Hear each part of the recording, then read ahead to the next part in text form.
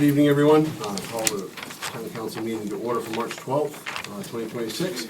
Meetings are broadcast live, as this one is as well, on Spectrum Cable TV channel 1303, and also streamed simultaneously on the Town of Bucksport's YouTube channel. Just a couple housekeeping things. This would be a great time to make sure your electronic device is on silent. And if you do plan to speak this evening, please come to the podium, state your name and address, and we do have more people here than I originally anticipated. There are microphones all over the room. If you whisper, it probably will go over YouTube, so just so everyone's aware. Roll call, Kelly. Deputy Mayor Eastman. Here. Councilor Tarian. Here. Councilor Hare. Here. Mayor Bissonnette. Here. Councilor Raps. Here. Councilor Doty. Here. Councilor Rankin. Here. Thank you. We do not have any presentations or town council recognitions this evening. We do have consideration of minutes of previous meetings. First, we have minutes from the Infrastructure and Properties Committee meeting on February the 12th. That was included in your packet. Any questions on those? How would the council like to proceed? Motion to approve. Second. All those in favor? Opposed? Next, minutes from our meeting, the council meeting on February the 26th. How would the council like to proceed? Motion to approve. Second. Any questions? All those in favor? Opposed? And finally, the Finance and Investments Committee meeting also on February the 26th. How would the council like to proceed? Motion to approve. Second. Any questions?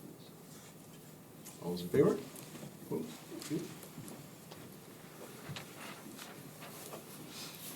Let's see, we do have under reports, documents, and correspondence. First, we have a report from the Finance and Investments Committee, and that would be Councilor Hare. So the Finance and Investments Committee meeting occurred tonight, just before this meeting at 6:30, and we moved two resolve recommendations to council for approval. The first one, Resolve 2026-105, is to rescind certain legacy capital improvement reserve accounts and transferring remaining balances. And the second was a recommendation, Resolve 2026-107, which is approving amendments to the Town of Bucksport schedule of fees to bring us back to average schedule compared to other neighboring towns and regions, locations. Any questions for Councilor Hare? Thank you. Those two resolves will be here in just or later on in the agenda. We also have a report of the Infrastructure and Properties Committee meeting, and that is Deputy Mayor Eastman. Yeah. This evening we reviewed 4 town-owned properties and recommended 3 to council for consideration for selling, and the 4th, the Duck Cove Community Club. We asked for some more information. Thank you. Any questions for Deputy Mayor Eastman? Also included in your packet were the monthly departmental reports. Any questions for any of the department heads on those? Just comments, Please. congratulations on getting online billing or payments for taxes and sewer. And sewer. Yeah. Agreed. Thank you. We do not have any discussion items this evening. We also do not have any public hearings. We do not have any new ordinances to consider. We do have a number of agenda items, however. First is Resolve 2026-105, rescinding certain legacy capital improvement reserve accounts and transferring remaining balances. How would the council like to proceed? Motion to approve. Second. Motion is second. Mr. Mayor, just a reminder, this is essentially a housekeeping item, closing out old, no longer needed reserves and transferring those balances into current reserves. Good. Any questions? All those in favor? Opposed? Next, Resolve 2026-106, approving the transfer of forfeiture assets totaling $954 to the Drug Forfeiture Reserve. How would the council like to proceed? Motion to approve. Second. Questions or comments? All those in favor? Opposed? Resolve 2026-107, approving amendments to the Town of Bucksport Schedule of Fees. The council like to proceed. Motion to approve. Second.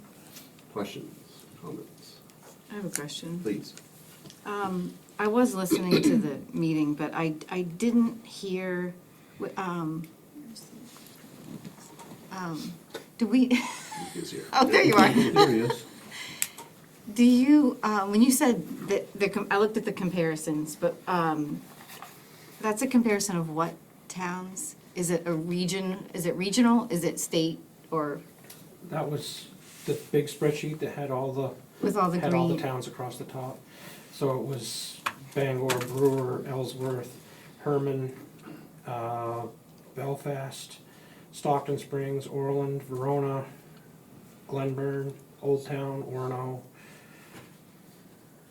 Those were I don't know, I'm probably forgetting some, but. So when you It did was that, this northern region, mostly towns similar to us, but I did include our neighbors, Stockton and Orland and Verona and Searsport.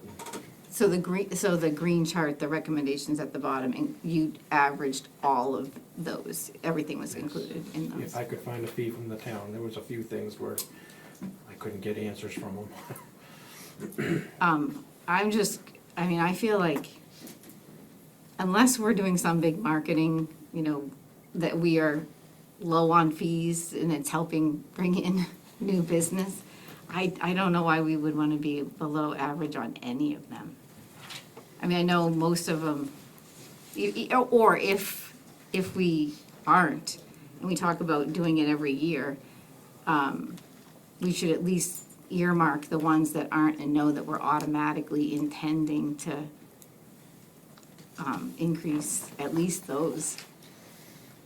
Just to have a plan. I mean, I just don't get why would we want to be under?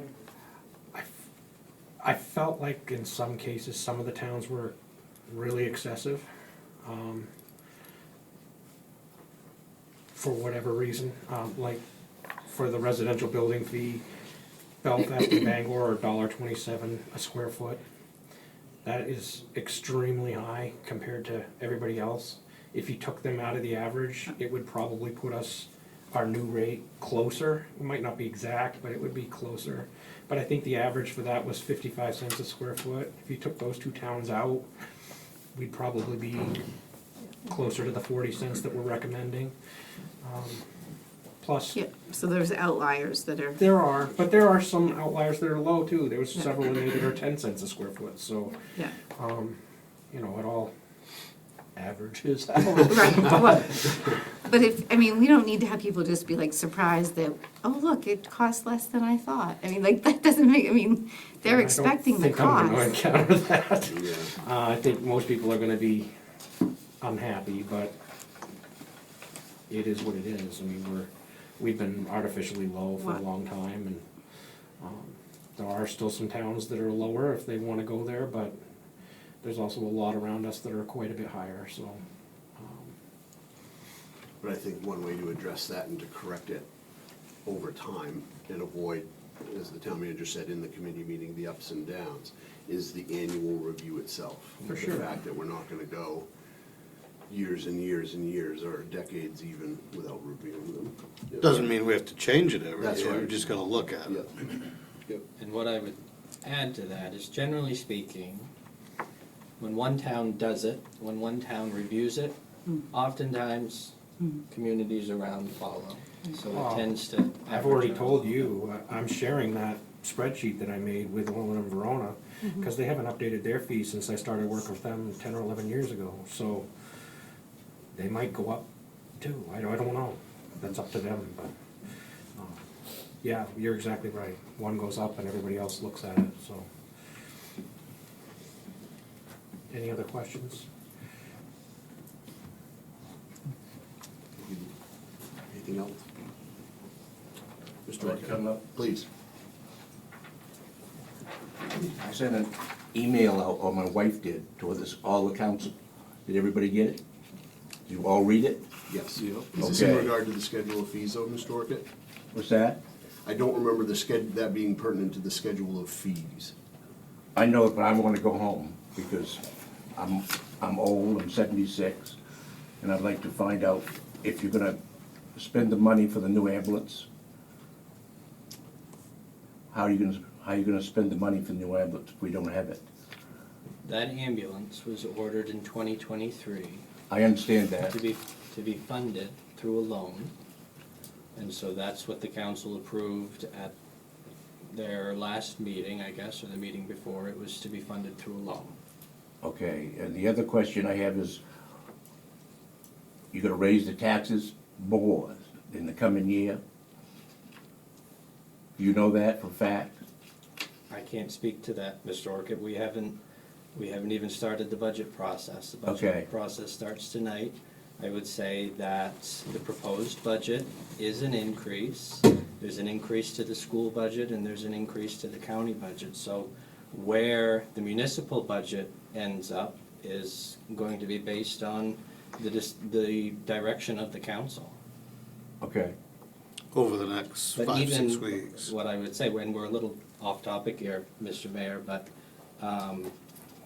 even if the town was flat, totally flat, taxes would go up 5% just because of the school and the county increase. So it's, It's gonna happen, 5% at least. again, I can't predict the future, Okay. Bill, but, you know, I don't know where the municipal budget's gonna end up. But again, if we're flat, Yeah, 5% increase, okay, at least. all right. Thank you. That, yep. I just wanted to clarify, Mr. Orchid, you had one counselor's email address incorrect, and Counselor Doty will reach back out to you with her correct email. She didn't get the email, so I forwarded it to her. Okay, thank you. Anything else? All right. All those in favor? Opposed? Thank you. Resolved, 2026-108, accepting the resignation of full-time dispatcher Rachel Britton. How would the council like to proceed? Motion to accept? Second. Questions? Comments? All those in favor? Opposed? Resolved, 2026-109, granting a festival public entertainment license to Bucksport Bay Business Coalition LLC for the Bucksport Freedom 250 Festival. The council like to proceed? Motion to approve. Second. Motion and a second. Any questions or comments? This was discussed at length at Economic Development, and it's been checked out by local, as you'll see in your packets. So it feels like an opportunity to get residents out and do something, some entertainment and some fun things. Hmm? Do you have anything you want to say, Terry? No. Okay. I wanted to- Excuse me while you hear Councilor Doty. I was preparing myself to. I was preparing to get up and walk over there. Okay, any public comments on that? Okay. We have a motion and a second. All those in favor? Opposed? Abstained? Resolved, 2026-110, accepting the resignation of Justin Van Dongen as tax assessor, effective March 20th, 2026. How would the council like to proceed? Motion approved. Second. Questions? All those in favor? Opposed? You. All right, town manager's report. Thank you, Mr. Mayor. Good evening, council. Online payments for sewer bills, as Councilor Hare has mentioned, and property taxes are now available on the town's website. Residents can visit bucksportmaine.gov and click on online payments to either make a one-time payment or create an account for recurring payments. And I would just commend both our IT Director Morrow and our Finance Director Wilson and all of our staff up front for the amount of work that has gone into this. It might seem very simple, but to get two programs to talk to each other and get figures to be accurate, it's been quite a process, I think we would all agree, so I would commend them.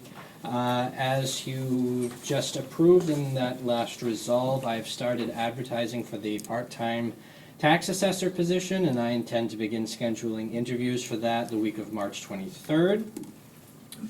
We received an update from Municipal Waste Hub, which was formerly the MRC, recently on the Hamden facility's progress towards full recycling operations. The new and existing conveyor belt systems are now operational, and the infrastructure for the shredding system is advancing. The crane is scheduled to arrive soon for final shredder placement and other heavy items. And along those lines, I've invited Michael Carroll, who is the Executive Director of Municipal Waste Hub, to attend your next meeting and give a presentation on those updates and to answer any questions from the council or from residents about their recycling program. Today was the deadline for bids for the curbside trash pickup RFP, which was an item discussed and raised by residents during last year's tax bill season. The town received 2 bids, one from Casella with a first-year amount of $212,000, which includes the purchase of 1,896 gallon trash carts, as they call them, and the second was from Bowden and Sons with a first-year amount totaling $249,000. And with this, I would ask that we schedule a services committee meeting soon, ideally before your next meeting, to review those proposals and discuss next steps. That's all I have. Thank you, Jacob. Any questions for the gentleman? Councilor Rabs. Well, we'll be moving into questions here in a minute anyway, but on this last item here, what happens, I understand having the cart at the end of our driveways or out at the curb and all that, but what happens to the other materials that someone puts a mattress or a sofa chair or something out at the curb? Is this part of pickup too, or does this continue to go down to the transfer station? Thank you for that question, because that's a good question. There are a lot of pieces that go into curbside trash pickup. It's not as simple as shutting the lights off on the transfer station and just converting over. And that's a question that would need to be asked. What do you do with demo? What do you do with bulky waste? What do you do with tires? What do you do with multi-family units that have 5 units in them? What do you do for commercial businesses? It's not just as simple as entering into a. Oh, yeah, These the are the difference between the questions. village and East Bucksport, for sure. Very much so. These are the questions that the council, would really need to answer, and there's gonna be a very significant amount of citizen input that would be needed for this, because this is a very, very considerable change for this community. And while, yes, there seems to be, certainly a strong segment that would like curbside pickup, I think the argument could be made that there's also a very strong segment that very much appreciates having a transfer station and being able to take some of these larger items whenever they want. So I think these are, again, some of the questions that we should work through at the committee level. Yep, thank you. Any other questions? I'm just wondering on that, is there other information that we would need to get some numbers on for true comparison, like what would happen to that facility? I mean, like you say, you can't just turn off the lights. The So there would, transfer yeah, station. there would be other costs, I would imagine, and, Well, again, it's a question of, do you just go to MSW and you say, to demo and to bulky waste that the residents have to dispose of it themselves, or do you implement a hybrid model where, the transfer station's open on the weekends, or once a quarter, or twice a quarter? There's no blanket solution to this, and, every community. But back to the financial piece of it, we will certainly, at that services committee, come prepared with what our total cost for everything right now, with what we're currently doing versus what some options are. It'd be interesting to understand the volume of white goods and demo and what we fill those big hoppers Sure. with the other three sections.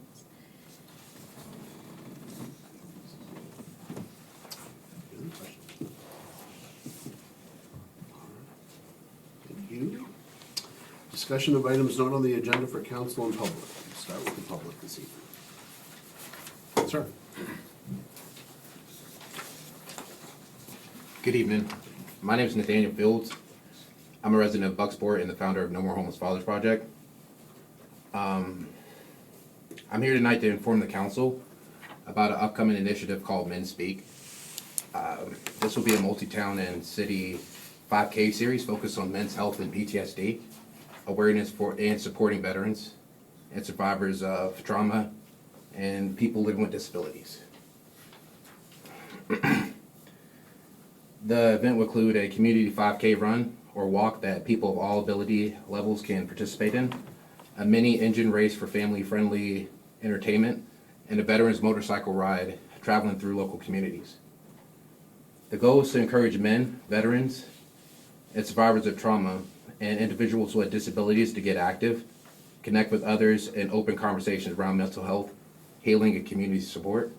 This event is going to happen, and I'm committed to organizing it responsibly. What I'm asking from the town tonight is support through collaboration with public safety, town leadership, and to help ensure that the event is safe, organized, and beneficial for the community. Events like this bring people together, support local businesses, and highlight Bucksport as a community that stands behind veterans, families, accessibility, and community wellness. I look forward to working with the town and the public safety to make this a successful event for everyone involved. Wonderful. Sounds like a great event. I can give out cards too, if you I'll want. take one. Take whatever information, yeah. Okay. And I would say it'd be best to reach out probably to Deputy Chief Winchester. Okay. Our Deputy Police Chief. As far as public You're welcome. safety coordination is concerned, he'd be a good first step. Well, thank you. Thank you. You're welcome. Thank you. Good thing I bought a bunch of cards. Thanks. Yeah. Thank you, guys.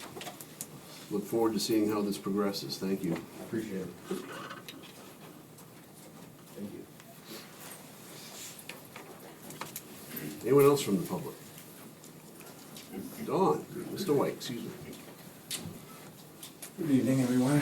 I have just a couple of questions. I just came to.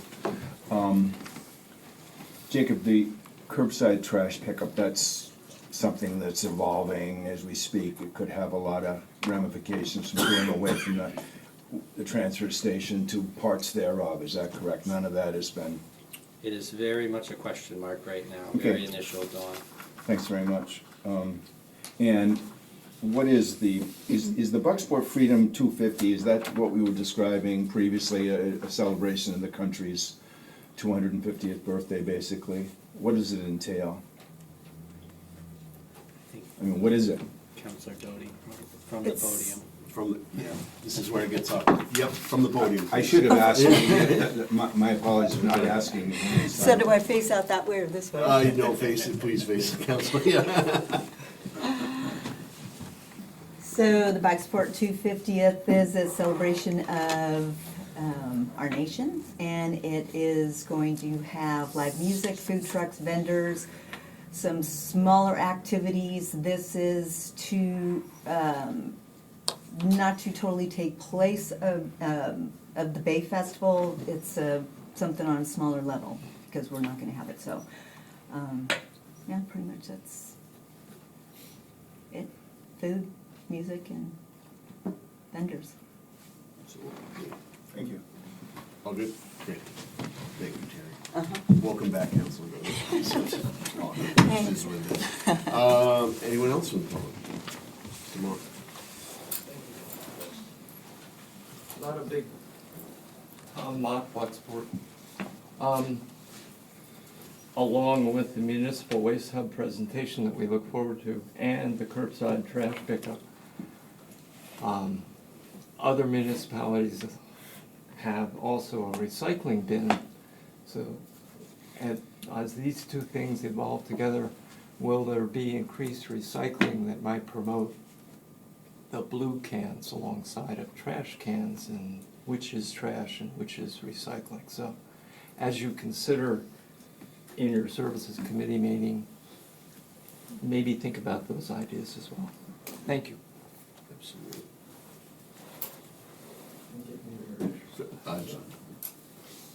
May I clarify, just so I make sure that everyone knows what you were referencing, Mr. Mott. So if you get curbside pickup now, for example, through Casella, just because there's one of they have the option to have the normal bin for your trash, and then also the bins with the blue top for all of your recycling. That was what Mr. Mott was referencing, I believe. Okay, yep, just wanted to make sure that there was clarification on that, yep. As I was writing it out, I was like, oh, I should, yep. Thank you. Anyone else? All right. Council, anything on the agenda? Not on the agenda, excuse me. I just wanted to mention that I know we have been talking about trying to coordinate events that are happening this year, so folks know what events are happening this spring and summer, and we have started hearing about different organizations putting things together. So we're planning on having this as a topic on the next Bucksport Next committee meeting, which is May 18th. It's a ways out, so I can correct that if it's not, yeah, it's Mondays. They're on Mondays. So any group that is planning on doing an event and either looking for coordination or just wants people to know when their thing is, just invite them to keep that date of May 18th on their radar. We always meet at the high school library. Thank you. I have a comment Please. in regards to events. Is it possible to put all the events, the community events, on the town calendar? So people that are from out of town, they don't really know where to look per se for, they would probably maybe look to the town's website. They go to the calendar, they can see what event is going on a particular day. Somebody sends us a request to add it, we can certainly put it on Okay. there. Absolutely.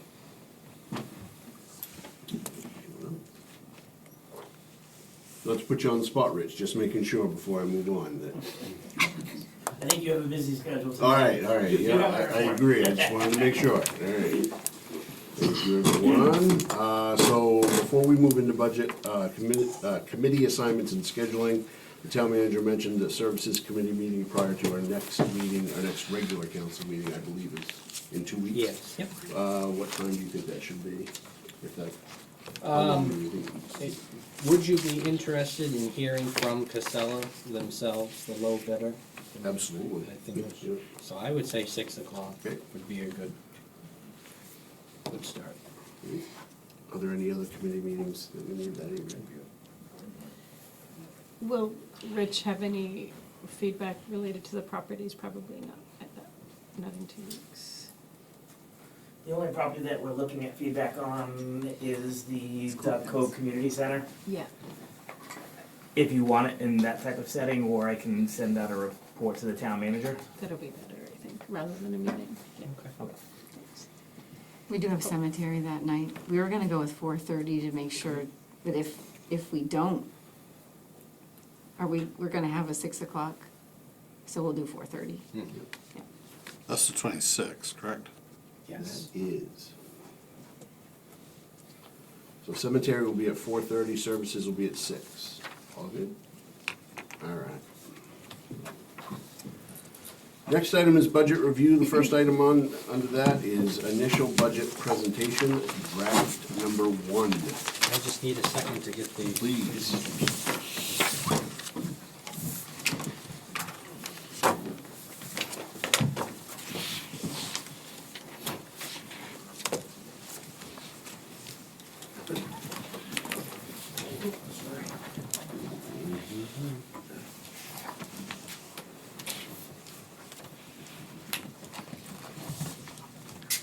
People could talk amongst themselves, so it's not silent. It won't quite feel like everyone's staring at you if we do that, all right.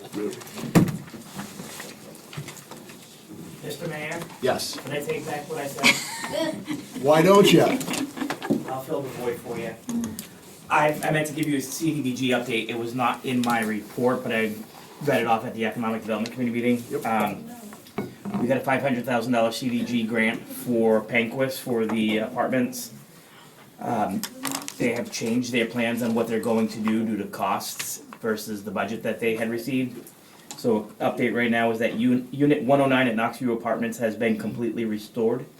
Panquist will be sending an invoice by the end of next week. Panquist will also forward quotes in the budget for unit number 201. That was the apartment that was gutted by fire, and I should have that by the end of this month. Panquist is also working on a budget for additional projects that they plan to complete this summer. The end date for this grant is currently June 30th, 2026, and in order to get an extension, they need to demonstrate that work is underway, and invoices being paid is the best way for them to do that. So The original plan just was the one, just the one unit's been done one unit to date, unit number 109. since start? Yes, sir. But didn't you say in the economic development, as long as they have invoices, they can get an extension? Yes. The state and I have both been tag teaming them trying to get anybody to return messages and phone calls, and it's really been difficult. And the end of next week is actually tomorrow, and I will be here working tomorrow, so I expect something. Or the state and I will be calling them again on Monday.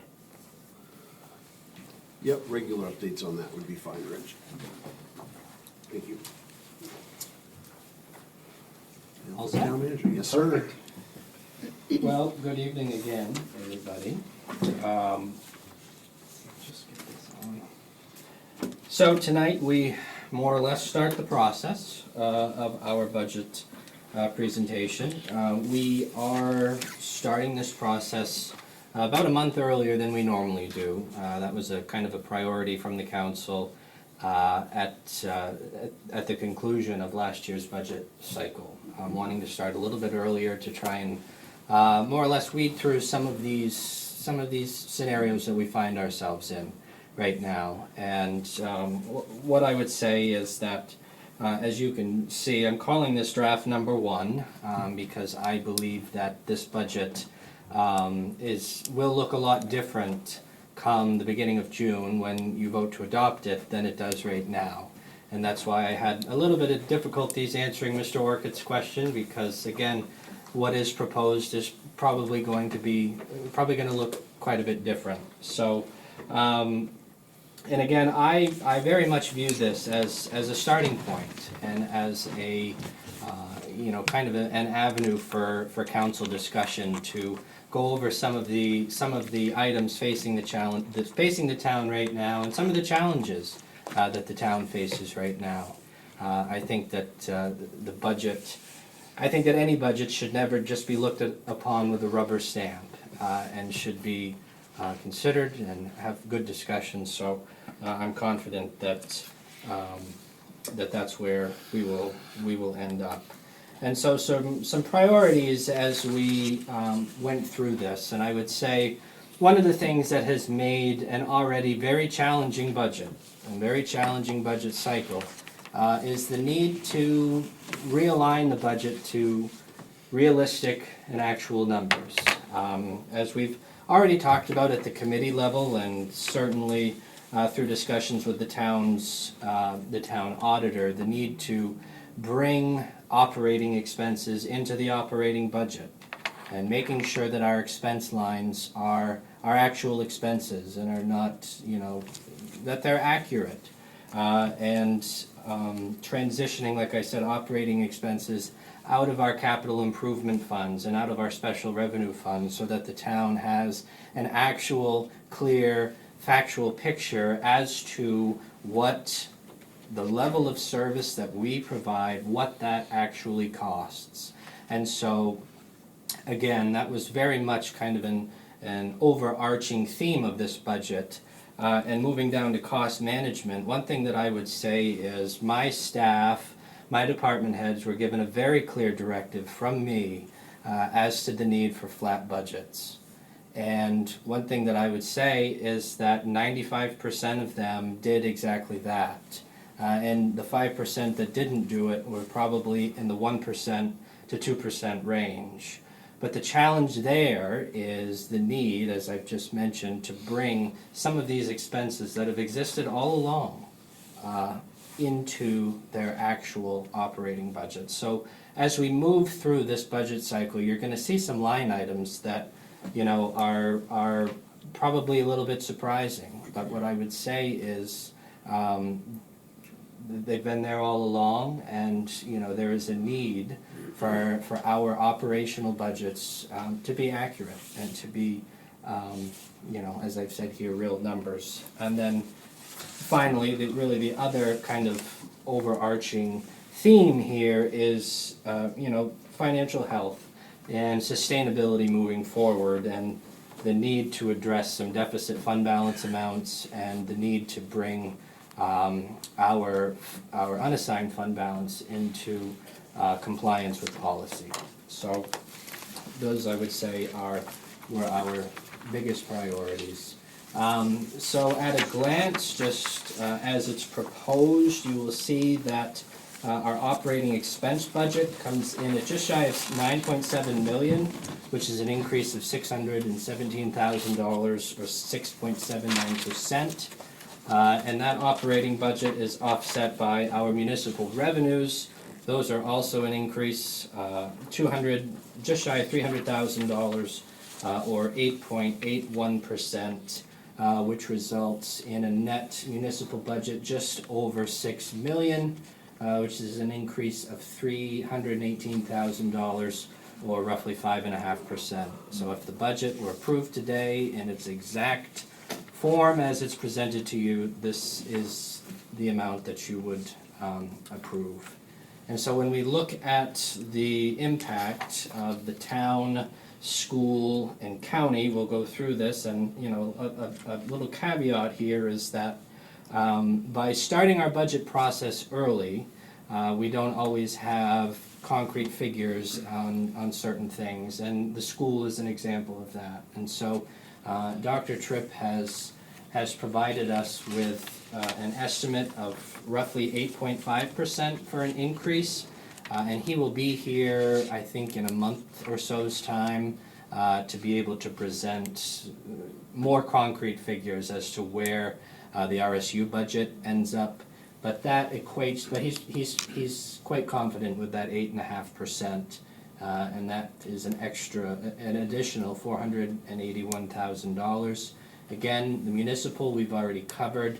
County is an increase of 19.4% or $62,000, and that brings the total amount needed for taxation, the bottom line, an increase of $862,000 or 7.4%. Personnel, it's important to remember as we move through the budget process that 67% of our full-time staff are unionized, and their wages and benefits and working conditions are governed by union bargaining or collective bargaining agreements. Those all expire in June of 2028. And this year, all of those bargaining agreements, there's a 3% adjustment in wages that is governed by those agreements. And then on the non-union personnel, all of our other employees, which is generally department heads, there are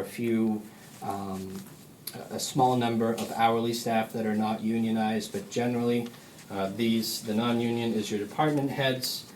This budget incorporates a 3% cost of living adjustment for them as well. And so one of the areas that is sometimes lost in the municipal budget process is the impact that state valuation has on a municipality and its taxpayers. You will see that since fiscal year 23, Bucksport's state valuation has increased by more than $300 million, and that is driven almost entirely by houses in Bucksport selling for more than what the town has them assessed at. Last year was a pretty significant milestone, in my opinion, for Bucksport when our valuation reached more than it did when the mill was in operation. And so in the eyes of the state, Bucksport is now essentially, and I'm speaking very broadly and very generally here, but Bucksport is now more wealthier now in today's day and age than it was when the mill was in operation. Mr. Mayor. Yes, man, I want to make sure that that point is clear. It's not just a little, the state doesn't view that as just a little bit more wealthy.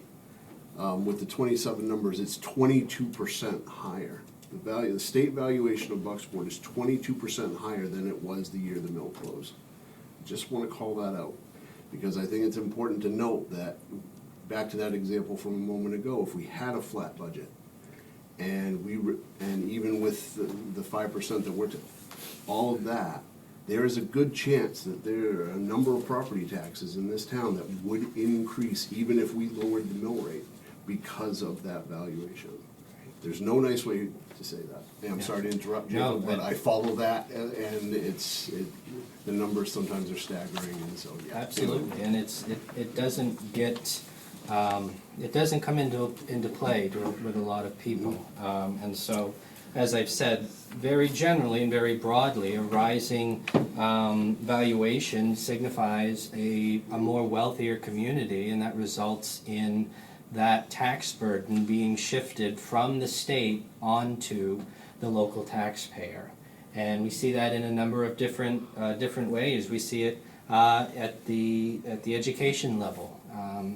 The subsidies that the RSU receives, the general purpose aid that the RSU receives is a factor of that, and I think a pretty large factor of that is the valuation of the communities that it serves. And I believe, and I certainly don't want to speak for Dr. Tripp here, but I believe that the RSU is receiving upwards of $400,000 less in subsidy money this year, and that directly affects all of the communities that are part of the RSU. And so it drives state, our education aid, and it also drives state revenue sharing. The town of Bucksport is projected to receive $85,000 less this year in state revenue sharing, and that's entirely because our valuation has risen to the point where we no longer qualify for one of those reimbursements. There's two different types of state revenue sharing reimbursements, and we have lost what's called state revenue sharing 2. So there again, this is a direct impact of that rising valuation. Again, another thing that's impacted by state revenue by state valuation is our county tax.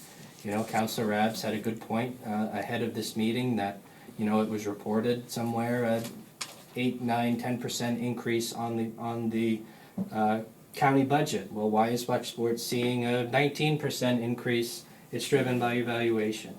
And as our valuation increases and maybe those around us don't increase in as significant of a manner, we're going to see more of an impact there than perhaps some of our neighbors do. And I would say that this is something that everybody around us is experiencing. And you know, the last thing, as the mayor has already touched upon, is it impacts property values. You know, if we choose, there's a certain percentage that, you know, if our property values, the values that the town has them assessed at are not in line or close to in line with what our state valuation is, we start to lose your homestead reimbursement. There's other reimbursements that we start to lose. And if you get below 70% of that valuation, then by law, you're supposed to have an entire revaluation of the entire town done. And that's very costly, very time consuming. So the point is, the state valuation has a very considerable impact on taxes and how the town assesses properties. Councilor Rabs. And Dr. Tripp is also faced with his 55% reimbursement from the state, again, is impacted by the enrollment of the school, which October 1st is the date they go by, whatever the enrollment is, and the enrollment dropped off.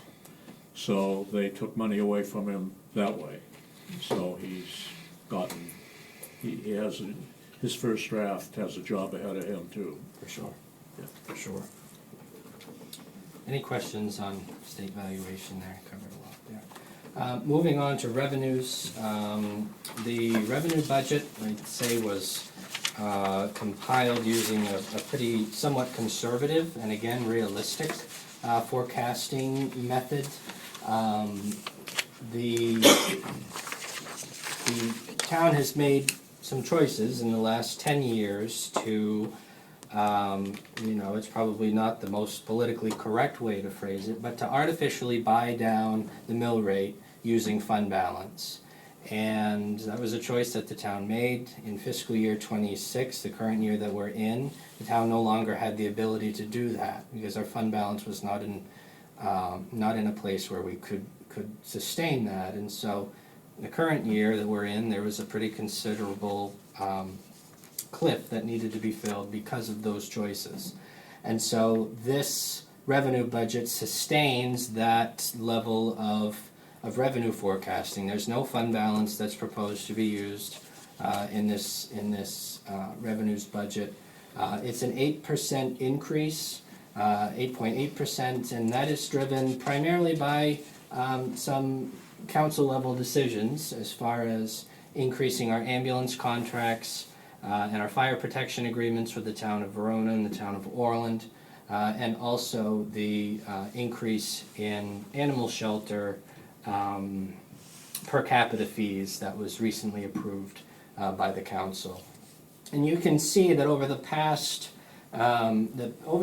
4 fiscal years, the orange represents what your revenue budget was, and the blue represents what you actually took in. And so that equates to $1.7 million worth of shortfalls in the last 4 fiscal years. And that sounds like an alarming number, but it shouldn't come as a surprise because you explicitly, in your budget process, you vote to use fund balance in order to do this, and the only way to do that is to have shortfalls. And so, again, it really shouldn't be surprising because this is the practice that the town has had for the past at least 10 years, if not more. The general fund. The general fund is the town's operating budget. That encompasses general government, public safety, streets and ways, health and sanitation, all of our different departments.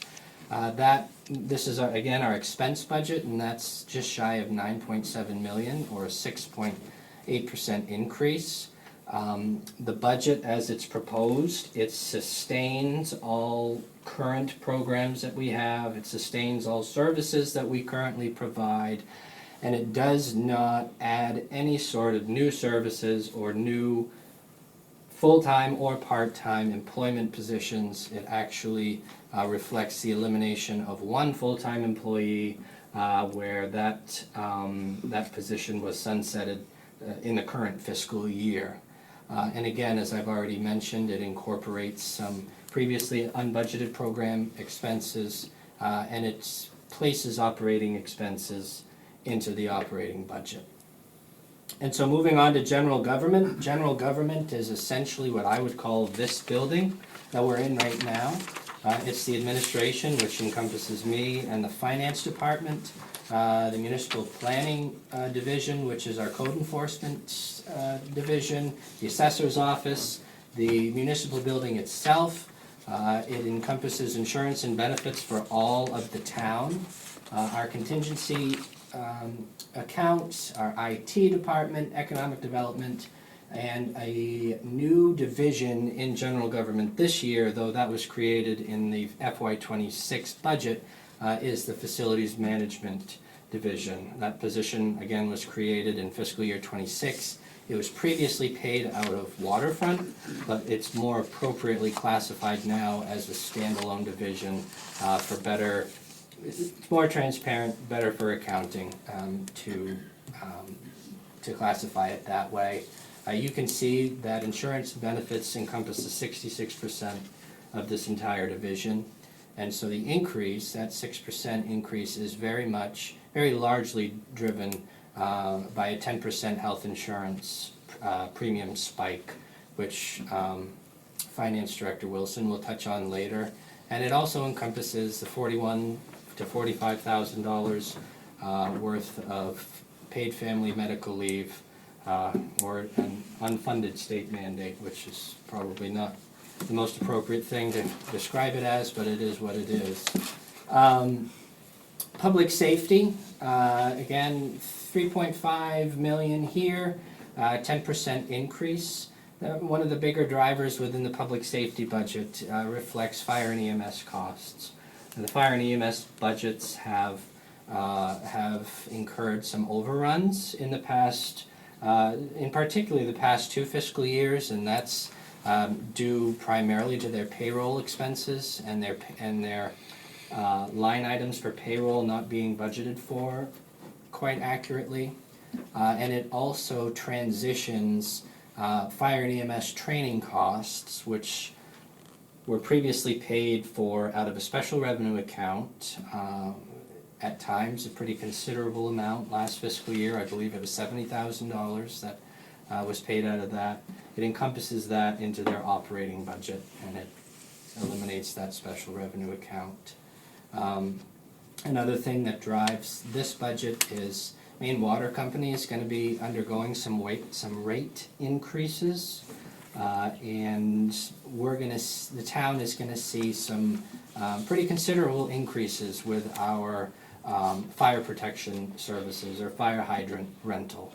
We're only going to see 3 months of that in this current fiscal year budget, but next fiscal year is when we will see the full effect of those increases, and I believe that's to the tune of, $114,000 or so. So going to be some considerable increases there.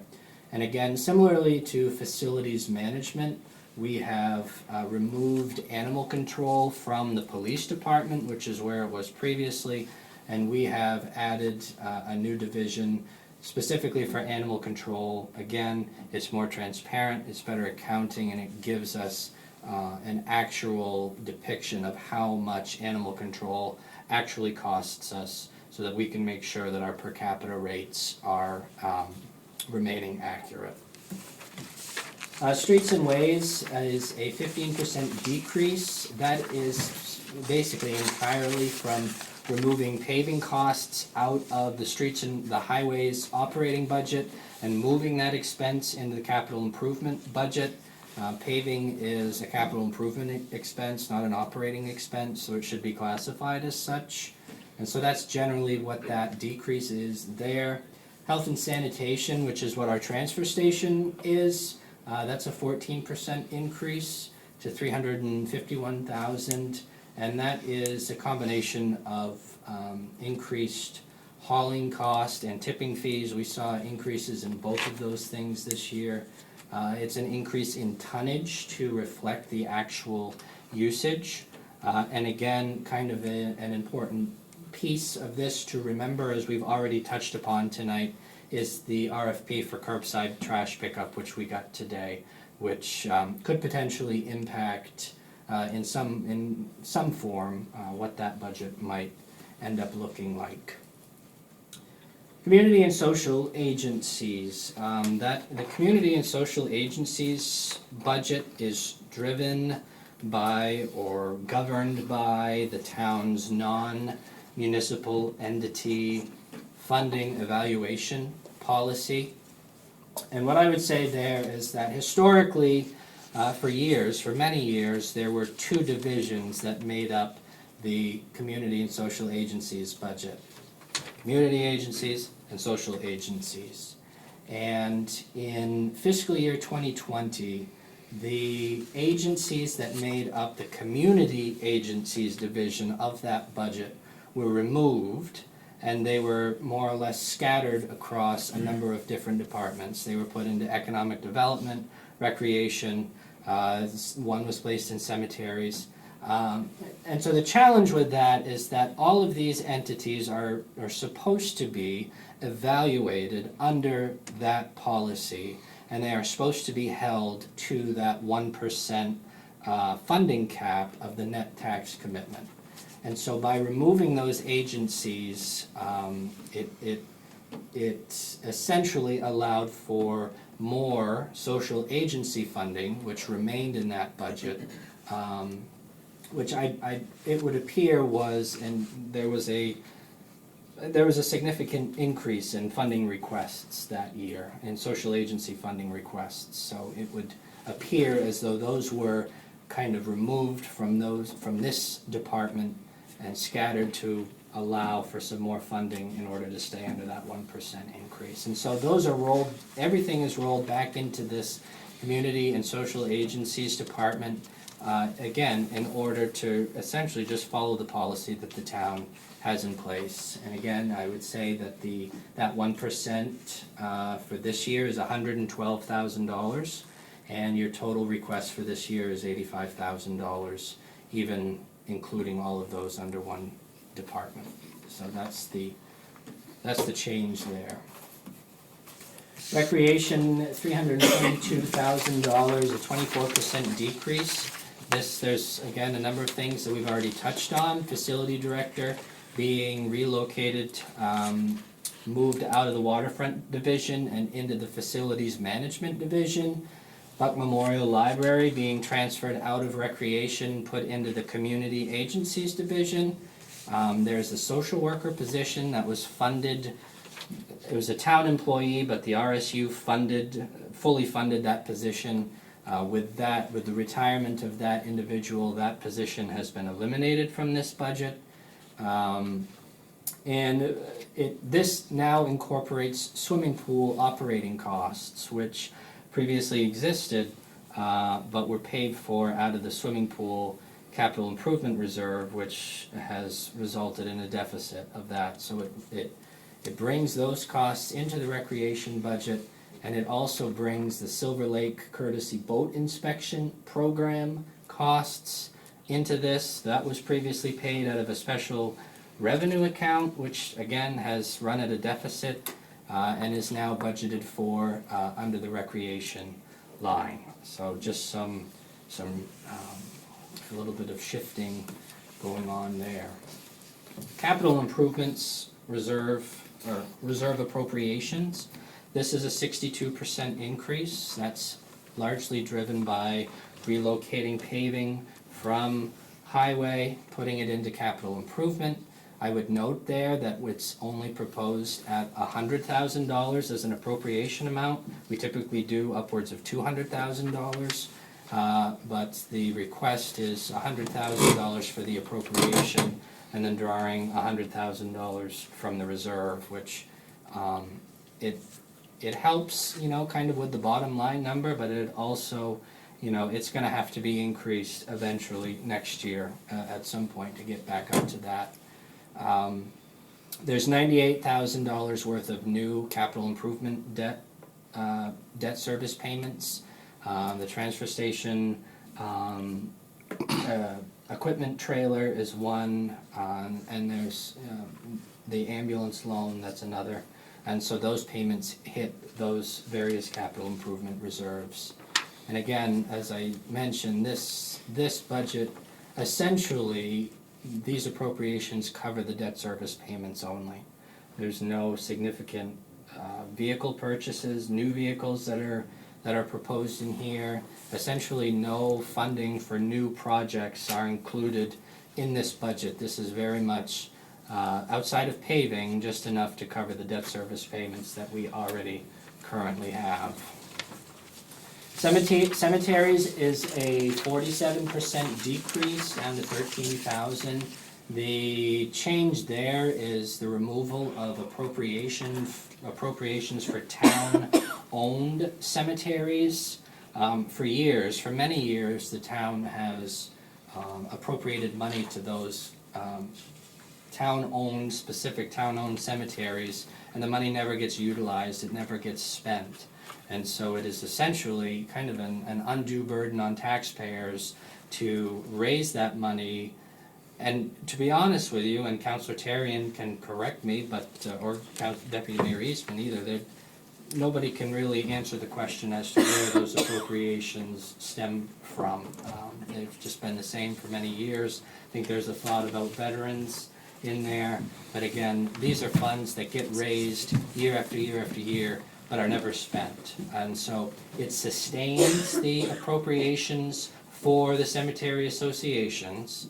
That money gets spent every year, but it no longer funds or appropriates money for those town-owned cemeteries. Sewer. A sewer is an enterprise fund, as you all know, and enterprise funds are structured in such a way that they are to operate like a business, and that they are to be self-sustaining, and that they are to be funded with user fees, people that utilize them. So sewer comes in at 1.3 million, which is a 7.5% decrease. And that's driven, largely by rising electricity costs for some of the pump stations, insurance rates. There's a 4% increase in the operations contract that the town has with Maine Water Company. And there's also a correction to an underfunded debt service payment that occurred in fiscal year '26. And so one of the things that has really kind of contributed to one of the challenges surrounding the sewer department was the fact that rates were not increased from 2015 to 2025. They went for 10 years without a rate increase, and there were some years, certainly not all, but some, where that created operating deficits. And so in July of 2025, this past July, the town council staff made the town council aware of that, and the council at that time chose to do a partial rate increase for where we kind of needed to end up. We chose to kind of do it half last year and half this year. So there is a 28% rate increase that's required for this coming July to get that enterprise fund to kind of a break-even status.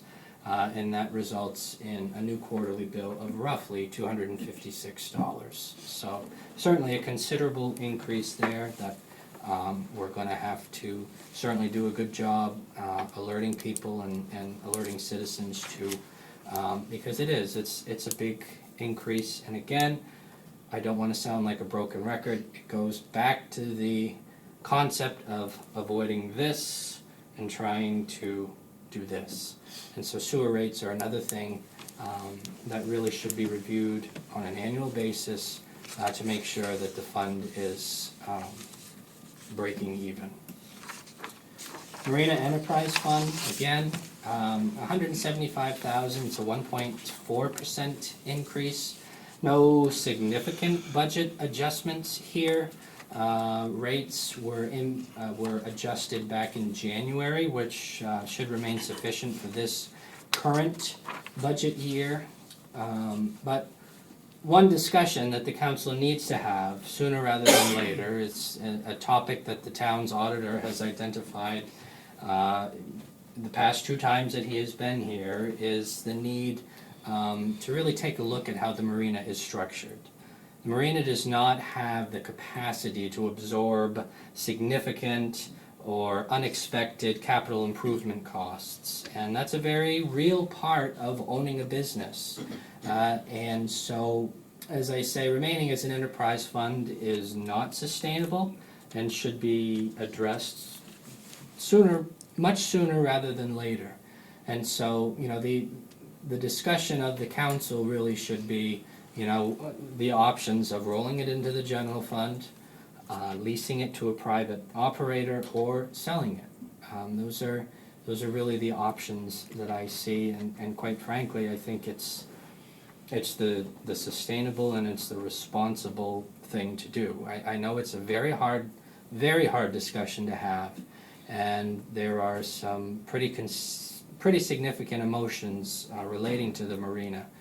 Not saying to get rid of it, simply saying if you're going to keep it, it needs to be funded and structured appropriately. And so I'm not sure when the council wants to have that discussion, but I would say, again, it should be done sooner rather than later. Jacob, can I ask for a point of clarification? Yes, sir. Just so that it's stated, because sometimes there's confusion. Can you define for the general public what the marina is? The marina is it is not the town dock. It is I don't know how else to describe it. It's the section on the waterfront with the little building with the gas tanks where private individuals rent slip fees and store their boats there. It is not where the cruise ships come in. It is, again, it's that piece of the waterfront. The town dock exists whether we have the marina or not. We still have the town dock. It's the marina portion specifically is what's being referred to here. Thank you. Things to consider and keep more or less on the back burner. Not necessarily will impact this current budget that we're in, but are anticipated to impact us in fiscal year '28. I've already touched on main water rate increases. I think I said 114,000. It's 117,000 that we're anticipating seeing an increase for our hydrant rentals. Paving appropriation, as I've already mentioned, we've reduced that to 100,000. We're going to need to increase that back up to 200,000 to 250,000 anyways next year. The town is already below its goal of 5 miles of light capital paving every year that the town set after the completion of the road paving project several years ago. I think 200,000 gets us roughly 3 miles, maybe 3.5 miles. So this past year and the current year, we're below that goal. So it's something to consider. And the other thing, accrued compensated absences, something that hasn't been talked about a whole lot at the council level. But this is money that we owe to employees eventually. We don't owe it to them right now, but we owe it to them when they separate from the town. And many years ago, a former administration implemented a very smart fiscal planning by creating a reserve for accrued compensated absences. That's something that a lot of towns don't do. But that reserve, our liability, meaning our total amount, is just shy of $160,000 at the end of fiscal year 2025. We're anticipating some pretty significant retirements from some of our longtime staff, potentially during the upcoming budget cycle. And so we would estimate fiscal year 27 to end with a balance of approximately $60,000. So the town is going to need to start making an annual contribution to that reserve in order to get it back to being fully funded. Can I make a point of clarification? Please. Just so the public understands, this is obligations as an employer, sick Right. benefits, Sick vacation and pay vacation. when somebody leaves. Correct. It's a pretty prudent thing to budget for. Absolutely. Thank you. And so, kind of the elephant in the room, so to speak, that is not explicitly addressed in the budget that is before you is fund balance. The town is currently out of compliance with its fund balance policy, which mandates a minimum unassigned fund balance of 16.67% of revenues, which equals $2.5 million. And part of that policy dictates the need to address that and correct that within a 5-year period. And that's done so through the budget process.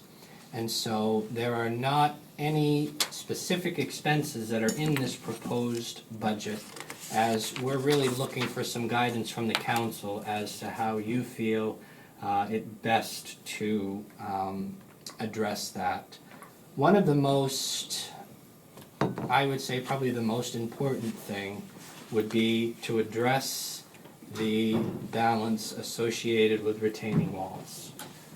There's currently $870,000 worth of fund balance that is being used by those retaining walls. And again, we talked about choices earlier. You know, one of the choices that the town made was to, you know, use fund balance to buy down the tax rate for the last 10 years. And another choice that was made was to use fund balance to pay for some pretty significant capital improvement costs. And this is an example of that. And so, you know, hindsight, again, it's always 2020. These projects probably would have been better served being financed. And so that is the recommendation for that retaining wall expense, is to term out that $870,000 with a 10 to 15 year loan, which would immediately free up that $870,000 worth of fund balance. The second area, I had originally said, I think in my initial budget message to the council, to look at increasing our overlay. And that certainly is a strategy that towns do use, but what I would say is that the more appropriate thing to do, where we are still in the process of trying to bring some of these accounts back up to zero, would be to establish an appropriation for some of these larger ticket projects that are currently not addressed. Staff feels confident that we can address all of the capital improvement accounts and a majority of the special revenue accounts that are identified in the fiscal year 25 audit, except for there are two things: the Central Street Improvement Project, which is currently a deficit of $227,000, and that fire and EMS training account, which I referred to earlier today, which has accumulated a deficit of $169,000 since fiscal year 2020. And so, as part of the discussion towards fund balance, bringing that fund balance back to where it needs starts by addressing these deficit accounts. And like I said, we feel confident that through the action, kind of like what you did tonight, by rescinding some of those outdated reserves, that by unclassifying some of our older special revenue accounts, that we will be able to address most of those accounts that are identified in the audit, but these two we will not be able to. And so the strategy, if you will, for addressing those really needs to be something that the council does discuss. It doesn't just magically go away. It will stay there, and we need to address it. And again, as part of that, you know, allocating an amount towards that fund balance is something that the council needs to consider. I know that these are not by any means popular topics, but I have an obligation to identify these things and recommend corrections for these things. And so with that being said, if the town were to choose to do all of those things, to address all of those things that I have identified on that last slide, that brings the net budget up to $6.6 million, which is an increase of 16.24%. And that drives the total bottom line to an increase of 1.4 million, or an increase again of 12.5%. Again, that's if you choose to do every single thing in 1 year, which you may or may not choose to do. Spending reductions. Again, anticipated to be a pretty considerable part of this year's budget discussion. And again, some of these not going to be well received, are not going to be popular, but it is a discussion that the council needs to have.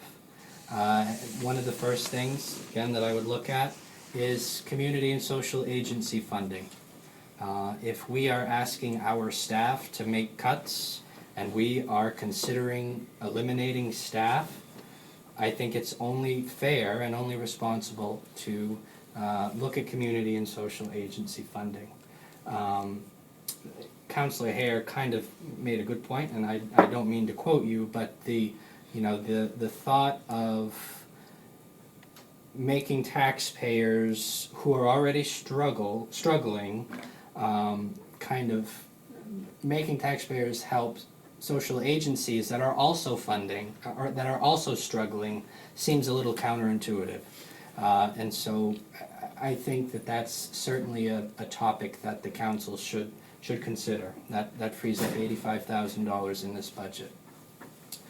One of the things that I mentioned in my initial budget message was the way that our recreation program is structured. I've raised a little bit of a concern of how that's structured, in that the town of Bucksport pays the Down East YMCA $165,000 a year, but does not see any of the revenue that is generated from that recreation program. And Bucksport residents do not get a discount in any way on registration fees, and non-residents pay the same amount as Bucksport residents. It rubs me the wrong way a little bit. And I've since had a conversation with the director of the Down East YMCA to say, do what you can to see what you can do to bring that dollar amount down, whether it be by sponsorships, whether it be by raising registration fees for non-residents, do things like that. And so I would like to see that come down roughly somewhere around $30,000. I would remind the council that it's a contribution. It's not a contractual obligation, it's a contribution that, while yes, historically we have provided the YMCA with the full amount that they request, the council retains the option of contributing less, and consequently you would see a reduction more than likely in services that the YMCA provides. But it's something, again, it's a discussion that I think we need to have at the council level as to what that looks like. Is there any penalty if we were to move away from them altogether? No. The point being that the facility up in Orland now is gaining a lot of popularity and attention to use the facilities up there, and that being so close, that if we shut down the Y facility here, the Bucksport Bay Healthy Community Coalition is dissolving. We'll hear more about that in the next couple weeks, but I think it's the end of this month. It would allow us to, even on that building over there, to shut down a building of the corner of the building, reduce maintenance operations and repair costs. But just the fact that the Orland facility is gaining such popularity, I think we could be looking at potentially $165,000 instead of the 30 if there's no penalty. Well, you've also got daycare, the pool, not just the gym. That's In Orland would charge something for us to be, we'd have to. Well, it's 20. I know, It's but 20 cents, something's gotta change. Do we wanna lay off people, or do we wanna go flat? Do we wanna lay off people, or do we wanna go a little aggressive on some things? I don't wanna lay off anybody. I'd rather go aggressive where we can. Yeah, So- that's why I said it might be worth looking at a cost analysis as to whether if the town were to start up its own recreation program like it had years ago, we probably wouldn't have the ability to offer some of the services that the YMCA does. The town never had a daycare program or an after-school program. I think one of our biggest things is staffing the pool. That's incorporated under that contract. And please don't take this as any negative towards the YMCA. I think that these are just the type of discussions that we find ourselves having to have right now. The ability to just kind of write a check and not really worry about it, we're not in that position anymore. So again, I'm not saying we do away with the Y entirely. I think they do a heck of a good job. But certainly looking at whether there's opportunities for them to increase their revenues here in Bucksport and consequently lower our contribution amount, or look at a hybrid model. I don't know, there's a lot of options there, but it's, I think, worth worth pursuing and worth discussing. Solid waste, I've got a question mark there. There's there's just a lot of unknowns around that right now with the curbside trash pickup. If the council wants to look at it entirely from a cost-cutting perspective, a cost-savings perspective, there's options there. There's plenty of options there, whether it's, reducing services, whether it's charging for stickers on an annual basis. There's stuff that we can do there and that we can explore, which, could potentially be a part of, this curbside pickup discussion. And that more or less ties into increases to the fee schedule. Like I said, we've already kind of started doing that on a number of things. We did it on fire and EMS rates. The council just approved tonight the code enforcement section of that. I keep looking at that to try and get us there as well. An option, it's an option, and again, I'm not the most popular thing here tonight, but an option is wage freezes for non-union staff. What I feel very confident in is my department heads would much rather go 1 year without a raise than lose any of their staff. I'm absolutely confident with that. And so if the council were to get to that point, I would ask that you would very much consider this before any sort of elimination, in particular of full-time staff. It's an option, it's $50,000, it doesn't move the needle a lot, but it's something. You have the option, it's been discussed at the council level, to eliminate paving, go a year without paving. Truthfully, and it's not to go against you, Councillor Rabs, I don't think that's a good idea. I think that the long-term cost associated with even missing 1 year, even after we missed 1 year, not last year, but the year before, we start to get to a place where we were a number of years ago when we needed to take out a $3 million bond to pave all of our roads. And so, while it is very much an option, I would just encourage you to proceed with caution there, because I think the long-term impact would be more costly. Eliminate that fund balance appropriation that I discussed earlier. It's an option. Again, you have a policy that says you're supposed to get to a certain point within 5 years. So it just kicks that can down. Yes, down but the it's road. an option. But you're right, you're 100% It's an right, option. it's an option to talk about. And another thing that we have discussed is the reduction of part-time staff on the waterfront. If we needed to, with our facilities director now, he primarily is on the waterfront in the summertime. That is where he spends most of his time. And if we were to reduce staffing there, we would more than likely bring one person out of highway, bring them down to assist, particularly during the heavy growing season. It wouldn't necessarily need to be all the time. It's an option. It's $30,000. It's not a ton, but it's an option. All of these things added together gets you to $420,000. And so a couple of different scenarios here and presenting you with some options. If you were to fully do all of the fund balance allocations that I mentioned, the retaining walls debt service, the fire and EMS training, the Central Street, that $100,000 allocation to fund balance, and you implement all of those cuts that I have identified, it gets you to 8.5%, which brings the bottom line to just shy of 9%. If you chose to not do anything with fund balance, don't do a single thing, don't do any of those things, you take the budget as it is in front of you and you implement all of those cuts, it gets you to a flat budget. That gets you to negative 0.3%, and as I stated earlier, you're still looking at the very least 4.65% increase due to school and county.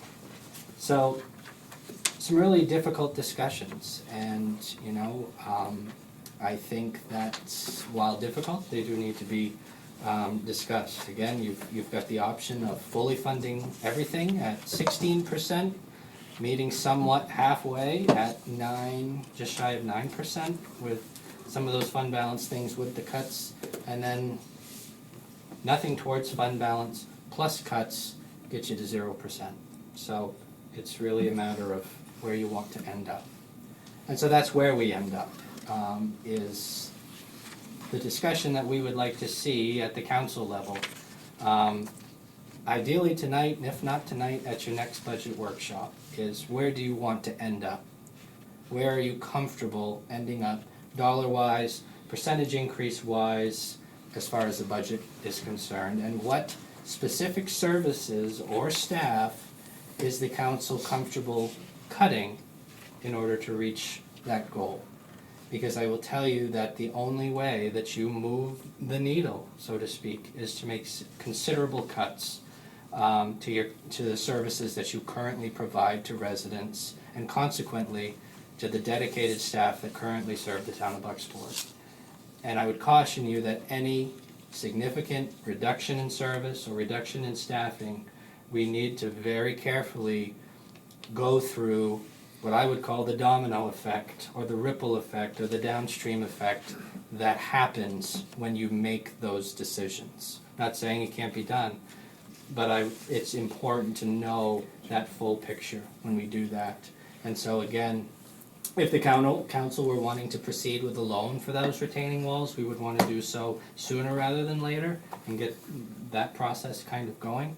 But again, this is really the discussion that we would like to see the council have at this stage in the budget process.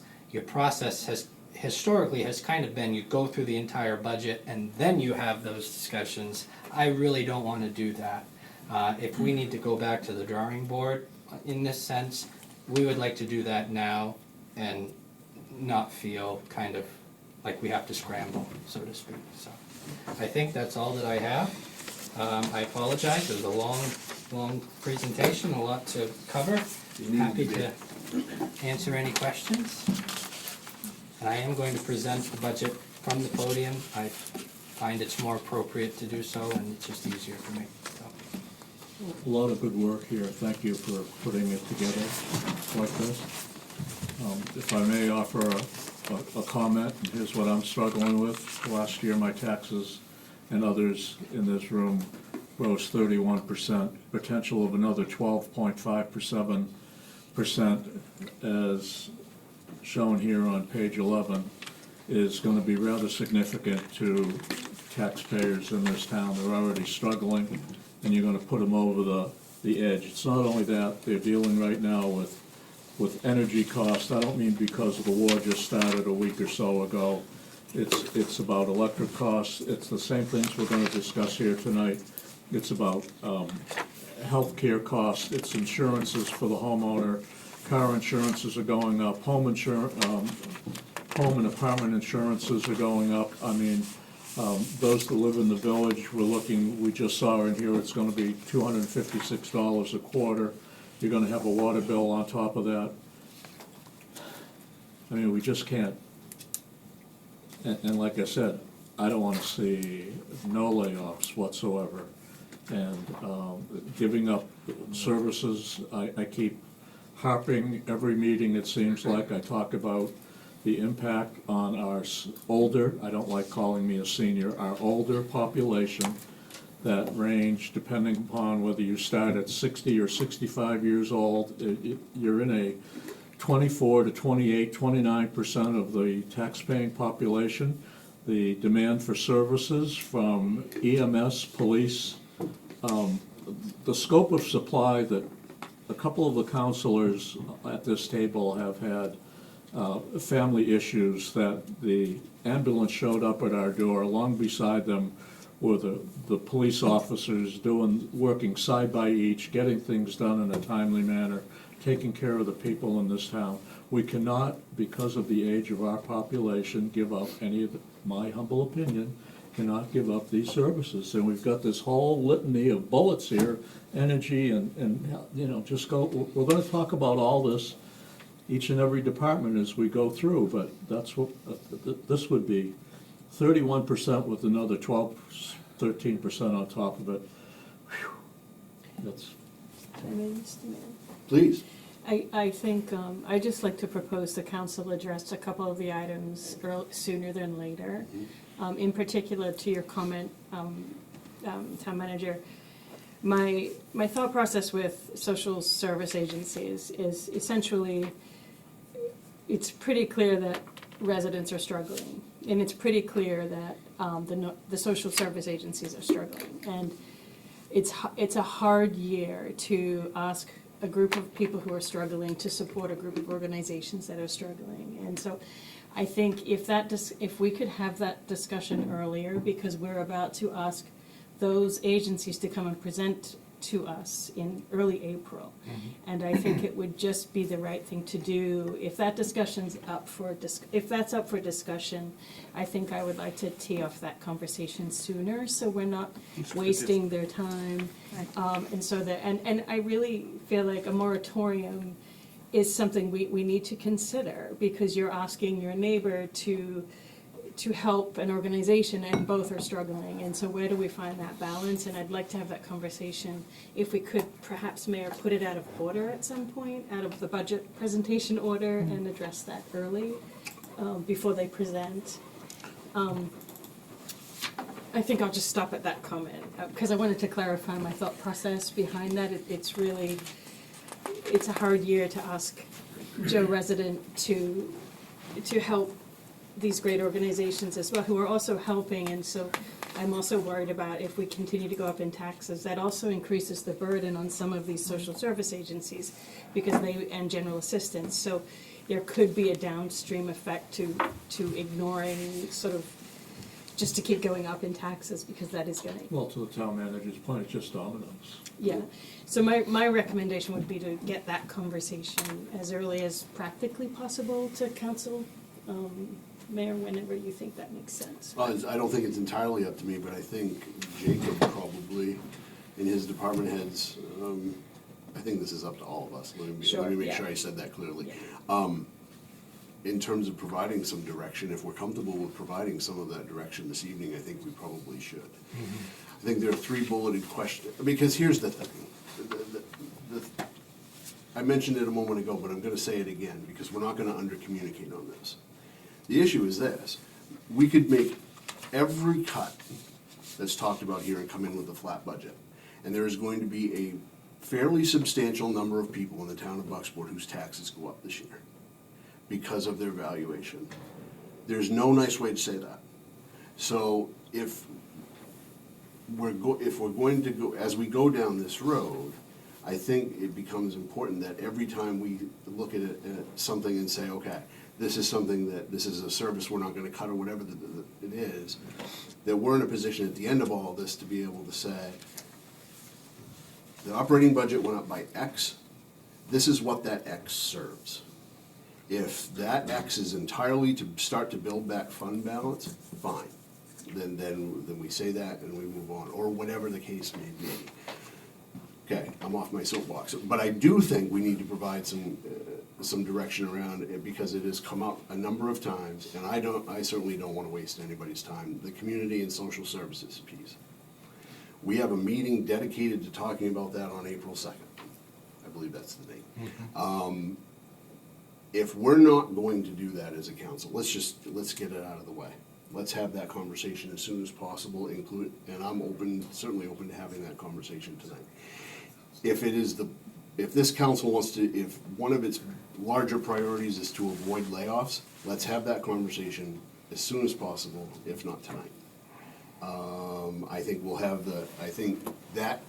the conversation around trash, pickup, et cetera, and how the direction we go there is gonna be one that can't be decided tonight, obviously, but is one that adds a lot to that number, that 420,000. You'll remember there was a cell there with a big question mark in it, and so I think that's a big community discussion, because we could approach it from just a cost savings perspective, but then that's gonna change a lot for some people.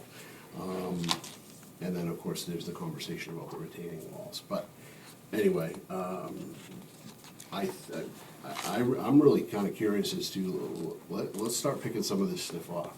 I've heard from a number of you, and you know me, my rule is I don't poll people for votes and how they're gonna vote on things, but I've heard a number of you have volunteered where you are on the community and social agency thing. Let's have the conversation. I don't see how we can contribute in the climate we're in. And I do want to make clear to social service agencies and community agencies, if they're listening, that this isn't about low-hanging fruit. This is about, there's a commitment coming up on April 2nd that I think we should be mindful of. Yep. And so I just want that to be clear. My intention of bringing this up early was really to, No, it makes sense. to make sure that we're not asking folks to come and present if there's any kind of nuance or to the budget. So thanks for, yeah. My two big ones that are home co-op, because we do not have a homeless shelter, and they have been vital when we needed them. And the senior center, I just have a very hard time taking away that $7,000 for what it provides the seniors. Yeah, I don't think there's harm in looking at them, who puts them in, but also telling them, you need to understand, they never get a guarantee that they're gonna get it anyway, but, I see that perspective. What I'm a little worried about, and I understand the dilemma we're in with this, is the council valuing the service to the community rather than the community valuing the service. And when we start to sort of prioritize which out of the list has more importance to the community, but I suppose, you know, there's a general assistance impact maybe, I'm not sure. But that's my only concern about going down the road of us valuing which service is more important to the community versus like the food pantry in Bucksport or something like that. So the senior center that's asking for 7,000, what does that cover? It doesn't cover their room and board? Is it something separate? So what? That covers, the town, within our recreation budget, we pay for the senior center, for the senior citizens directors' wages, and we pay for the electricity, the heating, and the rent associated with the senior center. That's $7,000 generally, and I don't want to speak for them, but it goes towards programming and activities for the seniors as a whole. They have a it's not necessarily an association, but they have kind of a board that oversees some of their, you know, day-to-day operations, and so that's a contribution to that board itself, and they use it again for programming and activities. It's not anything to do with the building itself or the wages of the senior citizens director. It's for their own use.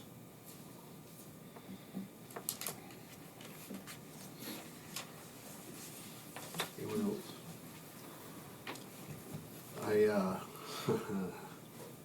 Here's the thing that I can see the value in every agency that we've funded over the last however many years. This isn't a value statement. But if the council in my opinion, if the council says we're just not gonna fund any of these, then we're not just gonna fund any of these. If we start picking and choosing, then I think we have to give all of them their say on April the 2nd. And quite frankly, if the council was saying, well, then maybe we should do that, fine, we have the time allotted and we should do that. But we should make it very clear to them that this is not a check the box thing on April the 2nd, right? This is not you come in and tell us all the good things you did last year and all the good things you want to do this year, and you get your money in a few months. And I don't mean to trivialize that, I'm just saying that that's not what this would be.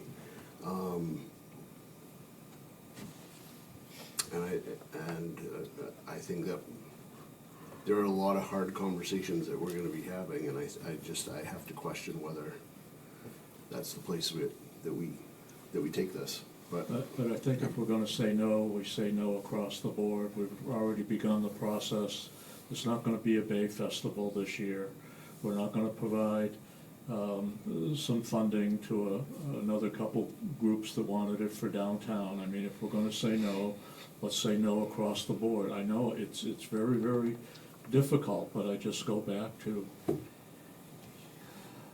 these increases and people that are out there on Social Security the last 2 years, they've gotten less than a 6% increase, while taxes are, and the tax potential here for this year.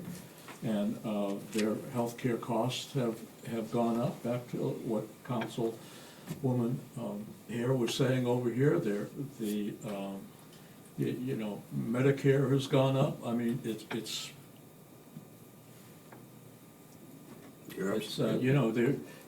these folks, if they're lucky, they're taking home an extra $50 a month from Social Security, and it's. I just think no across the board is the appropriate, to take a moratorium, a pause, whatever you want to call it. I'm not trying to be cruel, but geez Louise. I do agree with, if we're gonna say no to the majority, then it's gotta be no across the board, as much as I don't like that, I but. don't like any of it, but, yeah, I hear you. You're absolutely right, I Councilman. mean, those two I brought up are the two that are stuck in my head, but 2 out of 20 isn't fair. May I ask a question of Rachel? Do you mind? Do you foresee a general assistance impact to cutting some of the basic needs funding for this year, or pausing it? That's a hard one to answer. Okay, I thought it might be. I didn't prepare you for it, so I apologize. No, and I mean, I can speak with the general assistance, Okay, that would, and ask her what her opinion on that and what she. yeah. It's hard to predict what's coming. Yeah, It really is. And, yeah, and that's just the assumption that this piece is the only piece contributing to those organizations too, so. Right, our general assistance could be up for many, many, For other many reasons, reasons yeah, this year. yeah. Well, thank you for trying to answer almost an impossible thing to target, I I guess. can ask her, and let you know. I think it's okay. I think we're fine. Yeah, Oh. yeah, thanks. The one thing that I feel like I keep wanting to look at, no matter what the cut is what is it actually, what do we lose for what we're saving, right? So some of these amounts might be a small amount in this big scope, but have a significant impact. So I just want to have enough information to make sure that we're not unintentionally doing that, even though I understand in this case, I across the agree board. with you that there is value equals the benefit minus the cost. People say this, you can't put a dollar on value, but there is one. Value equals, the benefit minus the cost. But we have been doing things in the past that the town of Bucksport, contributed $30,000 to. Across the river contributed only $2,000 to, and up the road only contributed $2,500 to. We are in a significant deficit, and maybe they have to step up a little more, take some more of the load this year while we go into a pause mode. That's my thought.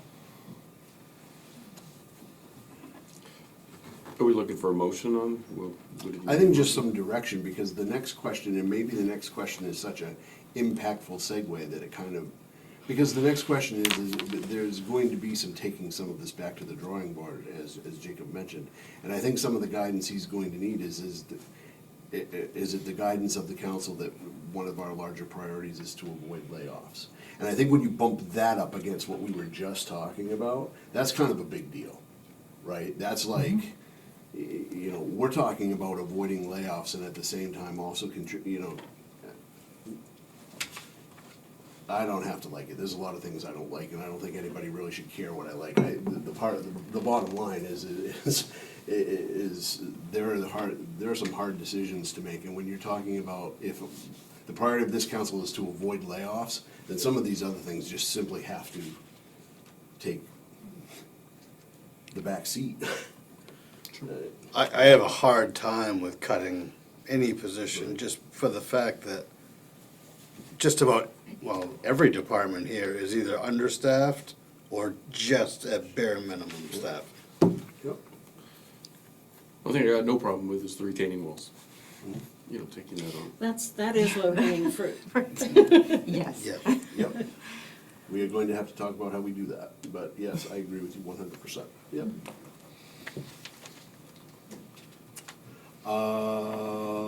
Okay. So Those are the the one thing I'm just thinking of, if we're talking about not reducing staff, but we're also talking, when we do talk about the potential comparison of change with the trash, I mean, that impacts people. So if we make a decision that we're not doing that, then we would need to factor that in to that conversation. I think there's gonna need to be a lot of community input on that, on Yeah. a number of fronts. But I mean, if we say across the board, then we wouldn't, then what happens I there? think Yeah. I think as we discussed, or I thought we heard earlier tonight, it's gonna be, the person that's gonna come in, they're gonna make a presentation, and it might actually get to the point that it's something that has to go to in front of the voters to make a, what do you wanna do? But I think voters now we went through a pretty good rant last budget season about complacency, and I think people are starting to peel back the onion pretty good how things impact us now, whether it be municipal or county or school. And I think hopefully there'll be more people at more meetings this year to I feel let like us Mr. know what Mayor, they're that we've thinking. kind of settled at, like, I feel like I can't get behind budget as is on taxpayers. But the middle scenario, the halfway combined impact with fund balance allocation and cuts, I think is sort of the sweet spot that I would like the council to sort of think about. The 8.49 The or whatever. 8%. I mean, obviously there'll be discussion around some of these items, but I think it would be really hard for me to support no change. That 12.57% that would just be catastrophic for, I think, many people. And in fact, probably affect us in general assistance and other ways with general assistance. But if I'm feeling like I'd have more discussion about cuts and fund balance allocation, sort of getting into that middle range and making a sort of an effort to, obviously, hard choices ahead of us. Some public input on some of these choices, hopefully a lot of public input on some of these choices. But that's sort of where I'm landing, that middle of the road. I don't see a way forward with the third option of the flat. I'm not sure. It's going against what we just Well, we're set just, through of the we're allocation. pushing the hard stuff forward, but we're not avoiding the hard stuff. And so that's a little hard because it's sort of like the paying the tax, the artificial tax rate piece over the last, it's the same idea. I think some council down the road is going to inherit that particular scenario. I don't mean to, this is great discussion, I don't mean to rein it in, I just want to remind everybody that the town manager does have the general government budget to present. Oh, I forgot I about do want to that. provide some guidance on, Sorry. however, on this. Can I Doesn't just, need to be a definitive vote tonight, No, but no, no. a little bit of guidance. Sure. In I a think on broad the, sense. I think on the community and social services piece, I think it's pretty apparent where we are on that, but I think we should make sure, at our next meeting a week from tonight, let's make sure we know where we are. to let them know to just, it's Yep. not happening. Yep. You don't need to Yep. come or come. Well, yeah. Yep, and I think if the direction of this council is to avoid layoffs as one of our larger priorities, again, considering what our auditor stood here a couple weeks ago and told us, around the key being that we can have this ship, for all intents and purposes, righted on many fronts, with the key word being discipline. Again, so if, understanding that, if one of our priorities is to avoid layoffs, then that kind of gives us our own marching orders as well, and sets the tone for what we're gonna be doing moving forward. To the point you were just making as well, around rebuilding back the fund balance. Obviously, we'll have the trash conversation, and then the retaining walls piece. Can we have definitive answers in terms of where we stand a week from tonight? I think we're pretty clear. Yeah. But that gives us some time, honestly, I'll tell you why I'm thinking this. It gives us some time for community input. Yeah. I know I'm not Very the only one that gets phone calls, so that might make the decision harder, but I'd rather have the community input than just, Yeah. okay. There's one just quick thing, Please. talking about the order in which we look at things. I mean, I feel like the school budget is a major factor here, and we're working off of a number that's not final. So is there any way we can bump up when we have Dr. Tripp come and, because I think that'll be done before, so that we just are looking at more realistic number there. Yeah, we certainly can. Like I said, I believe that the initial budget that Dr. Tripp presented was in the ballpark of 11 to 12% of an impact for Bucksport, and he presented potential cuts to get us down somewhere in the ballpark of 7%. So I don't think we're really that far off with that 8.5 as to where we'll end up, but certainly we can revisit it. Well, I do appreciate, having some definitive answers by your next meeting.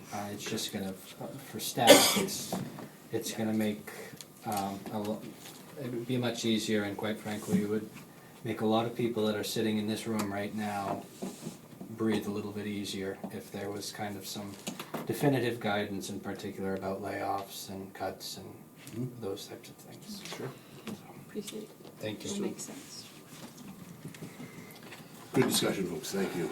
I appreciate it. All right, moving right along here. General government starts with administration. I'm on page 18 in your budget books. I'm not gonna go line by line. I'm gonna go over basically somewhat large increases, and certainly, if you have any questions, please don't hesitate to stop me as we go through. So starting right off, the L1 line, that's the town manager's salary, my salary.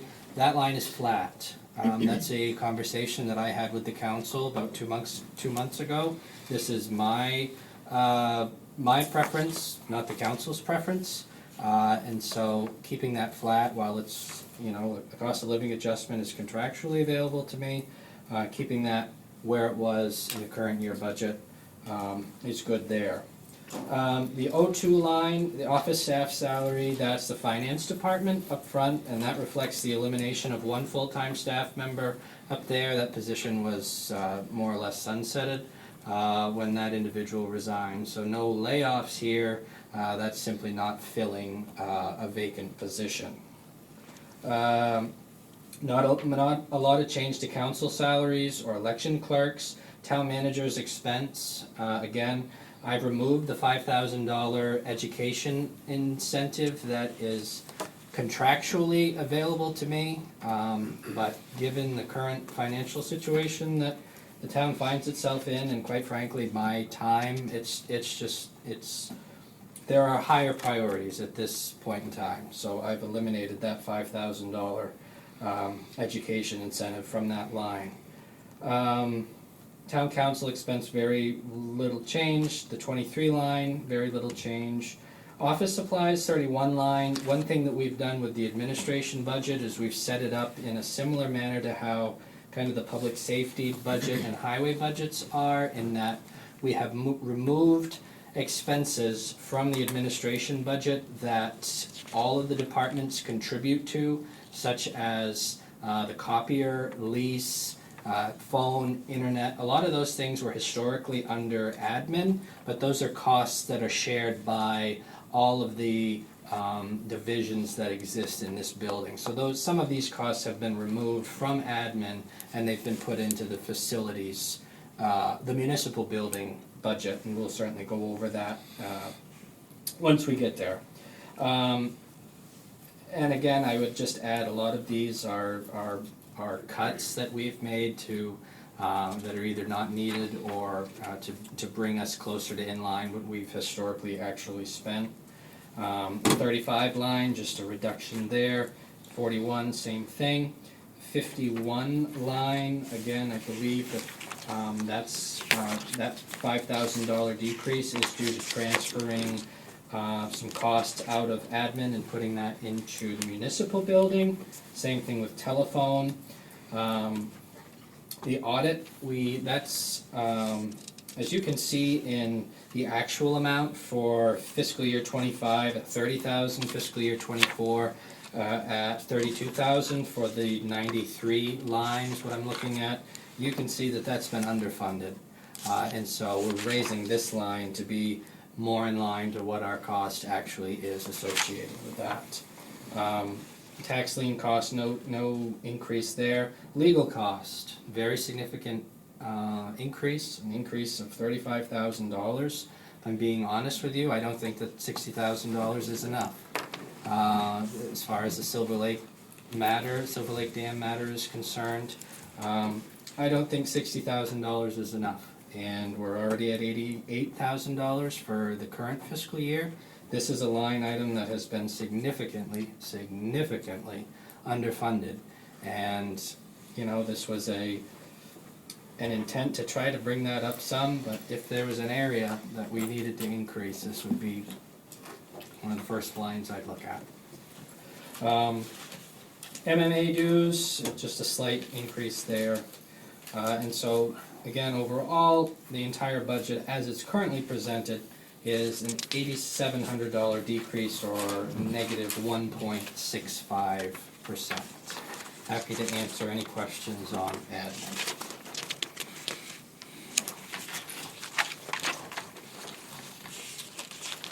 Think we're good.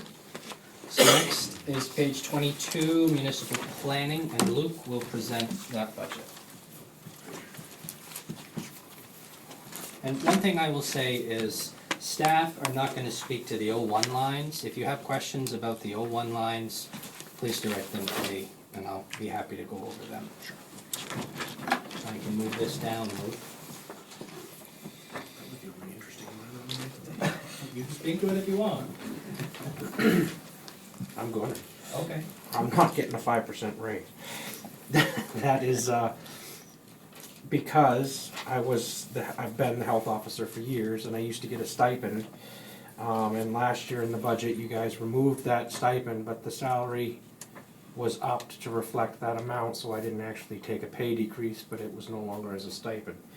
But it never got put into the budget formally, so that got put in there now when they corrected the numbers, and it makes it look like I'm getting a raise when in fact I am not. I mean, Well, you answered my question before I asked it. there is a 3%. There is a 3% there, as we're supposed to, but the rest of it is that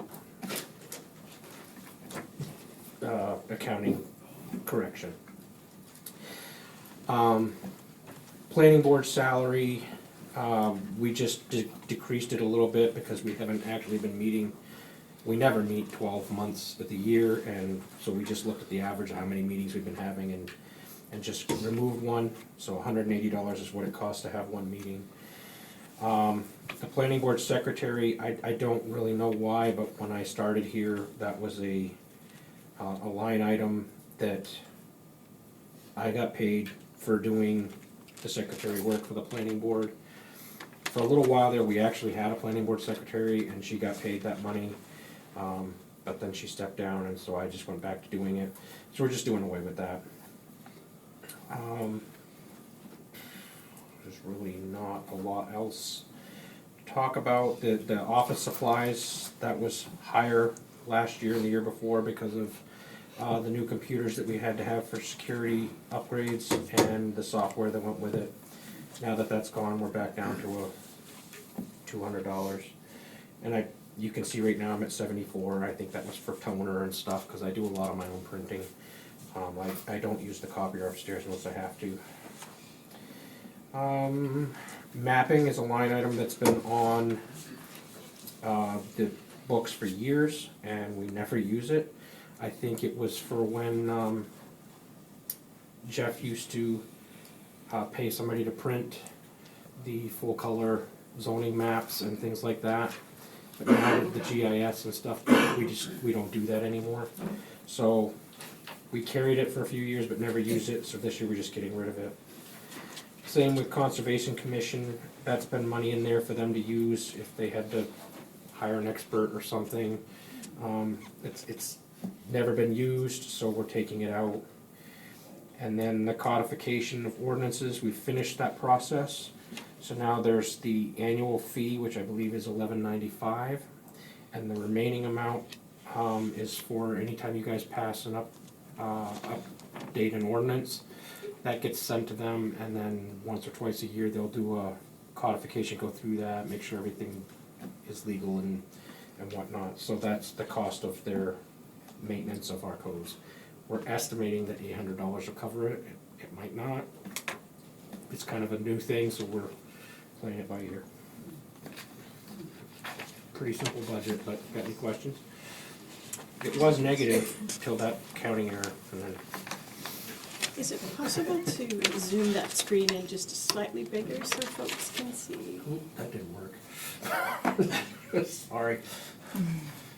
Oh. There you go. Well, does that make it any better? Probably not. No, actually it did.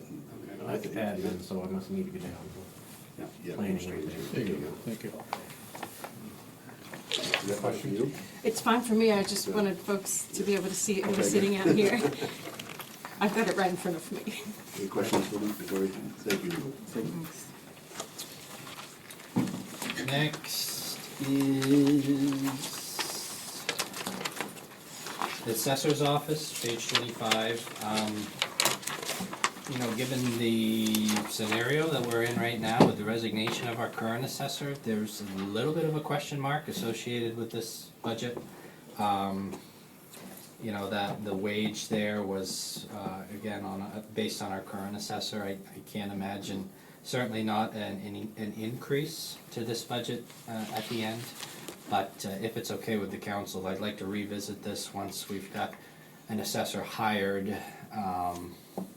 to come back to this once we've got a more concrete picture, if that's okay. Yep. Municipal building, page 27, I might say 22 there. This, obviously, is the building that we're in right now. Building contracts, that's the 32 line, that is, again, what I touched upon. The copier lease and the postage meter lease were previously paid for out of admin, but those are utilized by all of the departments within this building. So rather than just charging it to one department, we charge it to the building that everybody is a part of. No significant increase with 39 building supplies or with the 52 line. Telephone and internet, the 61 line, same thing, relocated from admin and put into the municipal building as we all take part in those costs. And then 81 line, the electricity line, just an increase to get us a little bit closer to where we are projecting to end the current year, just given an increase in electricity costs. So overall, that's a 74% increase, but again, that's primarily due to relocating items out of admin and putting them in here. So, just to make sure that I understand that, really the only increase is forget about the negative, where we've dropped, but the line that has an actual increase that wasn't transferred from another account is the electricity. That is correct, that's the only increase there, $1,500. Yep. That is correct. Next, all good there? Next is,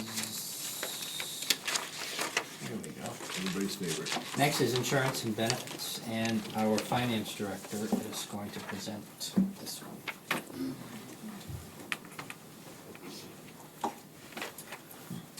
Insurance and benefits, it's a little difficult because there's not a lot of wiggle room in that, and we're at the mercy of wages and outside agencies. First line is workers' compensation, that's actually a decrease.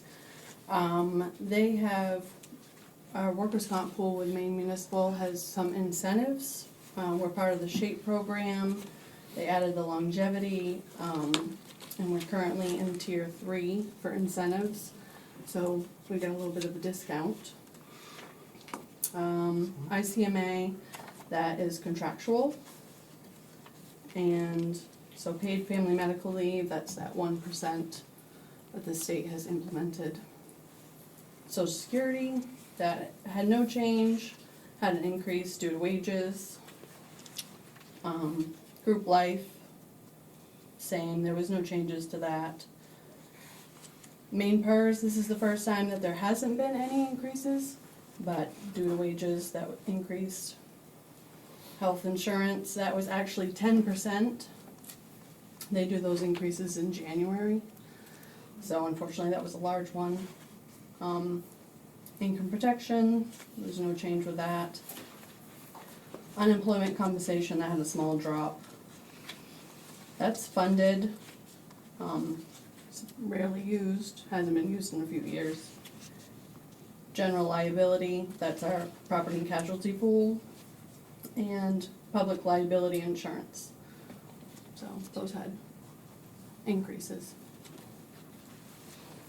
So just to simplify the conversation, because we get asked about that, and you please tell me if I'm wrong, always. In and around a $2 million budget, the only real substantive increase here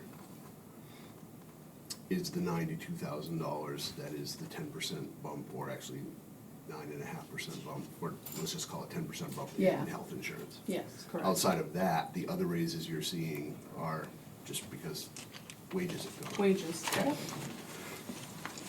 I just want to make sure, I get asked those Yes. questions, so I want to make sure. I'm Yeah, saying- that was a very large increase in January, and Yeah. we'll find out in But quite January. frankly, it's sad to say this, but a 10% bump in health insurance, I don't like saying it this way, but it is what it is. Relatively speaking, isn't that bad. I've heard higher this year, Yeah, yeah, yeah. for sure. It's Yeah. been bad. Yep. The health been trust really that bad. we were with, the non-union, went up 7.5%, so that still would have been higher, because it was, yeah. Okay. Any questions? 10 years ago, that $2,000 amount that we're looking at was in the $900,000 range. The 2 million amount, yeah. Yeah, it was 900,000 10 years ago, just to show you how things have gone. Same way with our individual, Yeah. all of us sitting at the table where our health insurance and stuff is gone. Anyway, Yep. thank you, Rich. Yep. Thanks, Rich. I would just add to that for what Finance Director Wilson said last, I think it was fiscal year 25, the town, the council approved non-union employees transitioning to the union health insurance, and that resulted in an annual savings of roughly $40,000 at that time, just because the union premium costs were less than the health trust that non-union staff were in. So again, there's still savings that's associated with that you're not seeing anymore. But it was I'd say a good decision at that time. I just to add to one thing, Rachel mentioned that it's contractual, the 88 line, that's the employer's match of my ICMA contribution. You had that with a previous administrator, but it was never actually budgeted for. It just came out of the 01 line in admin, and so this is simply reclassifying it to where it belongs. Yep. Contingency, this is essentially a miscellaneous expense. There's just a slight reduction here of $2,000. You can see in fiscal year 24 and 25, there were legal costs that got charged to contingency. It was still budgeted for at $12,000 in those years, so it went considerably over budget. We are no longer charging legal expenses to our contingency account. We charge those to the legal line within the administration budget. But this is, again, it's very much just a miscellaneous, unexpected costs that might come up during the year. So There are no planned expenses out of the. That is contingency correct. fund. That is Wonderful. correct. Thank you. So it's charged to the 60,000 that you had in the That is earlier correct. one. That's, Yep. that needs to be reviewed at some point. Yeah, it does, it does. Okay. Next is information technology, and I'll turn it over to our IT director. Good evening. Thanks to your planning and approval of projects over the last 5 years, I'll say, we're able to come in very close to flat for information technology this year.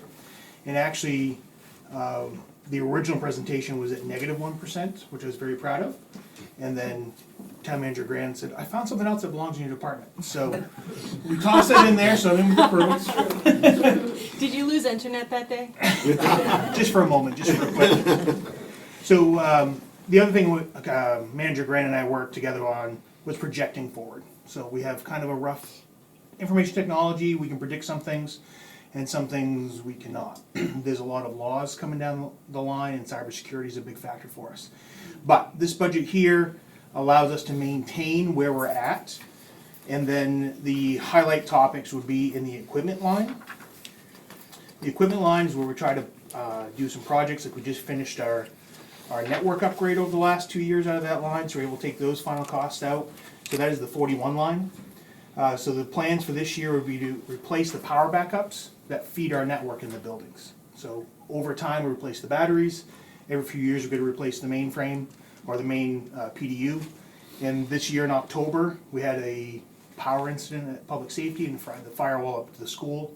The school replaced the 2 power supplies that sit in that chamber, because basically there's 2 different sections in that room. We want to make sure we replace the other ones as well, because they have the same age as the other ones did, and try to prevent any sort of equipment loss to the town. In addition to that, our phone system was originally put in 2015/2016. The phones that like you see on your desk now were very adequate. Now in cybersecurity, every device that's out there that doesn't have a security certificate on it is a liability on your network. These phones are not capable of that, so we have them isolated right now. So over time, we are going to replace those phones over the next 2-3 years to become more secure with those phones. The other thing they'll allow us to do is in about 3 years, we'll have to consider if we continue hosting our own phone service, or do we put it out to a cloud, which is where a lot of the places going. We don't like subscription costs whenever we can avoid them, but when you think about portability and remote access, and we're talking about hiring a part-time assessor, and I may be taking words into Mr. Grand's mouth, but for someone to be able to work remote partially and be here partially, I think maybe what some people are seeking when they put that application in. So we want to make sure that we can give them our equipment to stay secure and make sure we stay inside the same system. So the phones we're selecting will be capable of many cloud systems compatibility as well. So again, thinking forward, if in 3 years we decide a different format, does our physical investment in phones allow us to carry over? And depending on the system, it would. So that's the biggest highlight on our projects, is just changing those 2 items out. Any questions, or do you want me to go over specifics on anything else? Now, one line that come down, maintenance and repairs, that was at 1,500. Basically a clerical error last year. One of the projects we had was budgeted at the supplies line. And so we reduced that this year, and we're truly reflecting the supplies where it should have been. I don't think I've done my know before training, now that I see you in front of me. Well, those are going out to I managers, so did. be aware. All right, thank you. Thanks, Jim. You are not the only one that has not done that. Ho, ho, ho! One thing that I say to Jim is, as soon as I complete the training, he seems to assign me with more training. It's kind of never ending. We do it at work That's as okay. well. I'm tired of the before. Next is economic development, and that's Director Rotella. And I will say there's an error in 01 regarding the percentage for myself. I too once had a stipend when I oversaw the waterfront, so it wasn't dollar per hour. Lots of cuts. It's a 19.41% reduction. 30,520 of that is because the community agencies are going to go to social and community agencies, where they once were back in 2019. Going to reduce marketing and going to rely more on social media, and will not boost posts, so that we can save some money there. Marketing is sponsorships and stuff that we do with the news and newspaper. Advertising, as you can see, I've, again, it's more stuff that I'm just doing online. And that stuff will ramp up now that a lot of the stuff I've been doing in Augusta is slowing down. Dues and travels, I was able to knock that down a little bit as well. So overall decrease is 19.41%. And even without that move, your budget would have gone up a little bit, but by about, if my back of the napkin, and I don't even have a napkin in front of me, math is correct, around $3,000. And that would have just been the 01 line. That's correct. Thank you. Yep. Any questions for Rich? I don't mean to shut off. Oh, thanks, Rich. Again, to clarify, that 01 line is 3% from what he is getting right now. This wasn't properly budgeted for in the previous year. Next is 509, Facilities Management. As I mentioned earlier, this is a new division. You know, that position was created in, I guess, the current year budget. I'm on page 39, I believe. As you all can recall, we transitioned a full-time employee out of Highway, our facilities director, Potter, and this is just a new division to reflect him. So go easy on Kevin, this is his first time having to do this, but I'm sure he can answer any questions that you have. Sure, I'm gonna try. All right. Thank you for having me. Hi, Kevin. Hi. It's pretty straightforward. It looks really bad on the right because it's also 100% everywhere. Okay, yeah. This details it out a little better, so clothing allowance, straightforward, office supplies, that's part of that, right? Dedication, all this stuff. Small equipment, tool wise. So these are your porta potties. The numbers are 4 months of rentals, so Reggie would be during the softball season. Ian's playground is summertime, tennis courts during sports season. Silver Lake's all year, and Miles Lane is in between the two soccer fields. We try to keep that one for people walking to do that. Diesel and gas, I use 2 different vehicles sometimes, one for the town garage and one from the waterfront. And is the flower on Main Street? It's in there, that's kind of a question mark. There's a question mark on the flowers on Main Street, so. Yeah. But other than that, I can answer any questions you got, maybe. Well, on the point that I wanted to make, because it came up a lot last year, we also have a new counselor who I want to make sure she has the context as well of, as I look down through this budget, I see a lot of things that lived in other budgets last year. Correct. So there's not new, this isn't new expenses, this is, it moved here. Right. Which actually I'm a proponent of, because you can see we're spending X on facilities and here, blah, blah, blah. And then the only additional cost, and I probably am not phrasing that right, is in fact the salary. But that was, we moved that position from Public Works. Public Works. Yes. Yes, okay.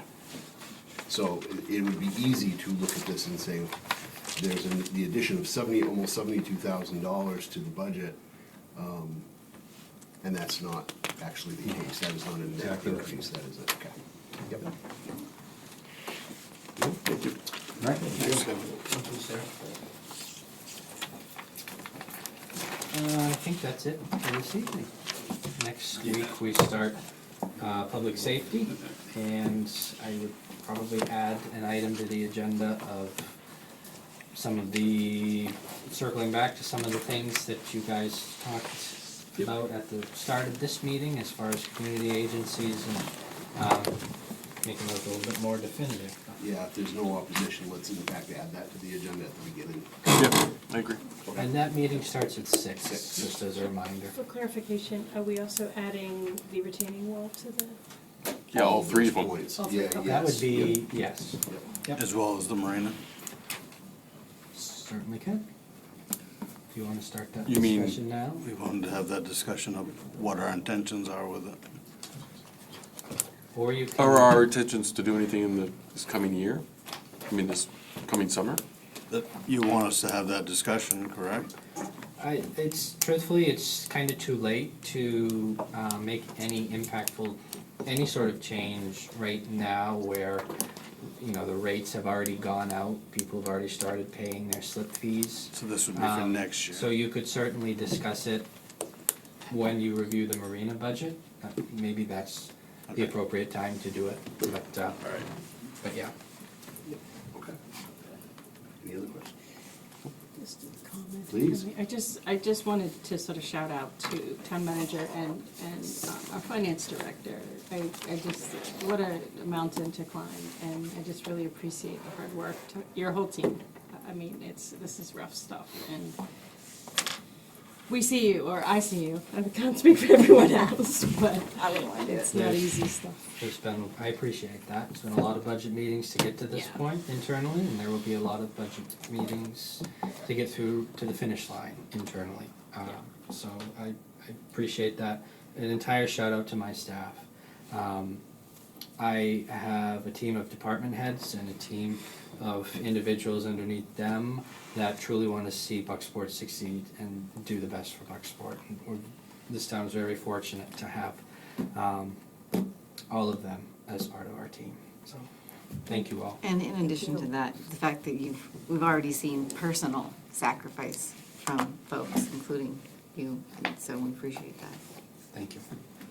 Yep, I would agree. And I think, we touched on this last time, and I'll say it again, after the conversation with the auditor a couple of weeks ago, and taking a look at this budget, taking a look at the transparency, taking a look at the conversation along the line of, quite frankly, if I'm at the grocery store and I get asked a question, you know, what is this? How are we paying for it?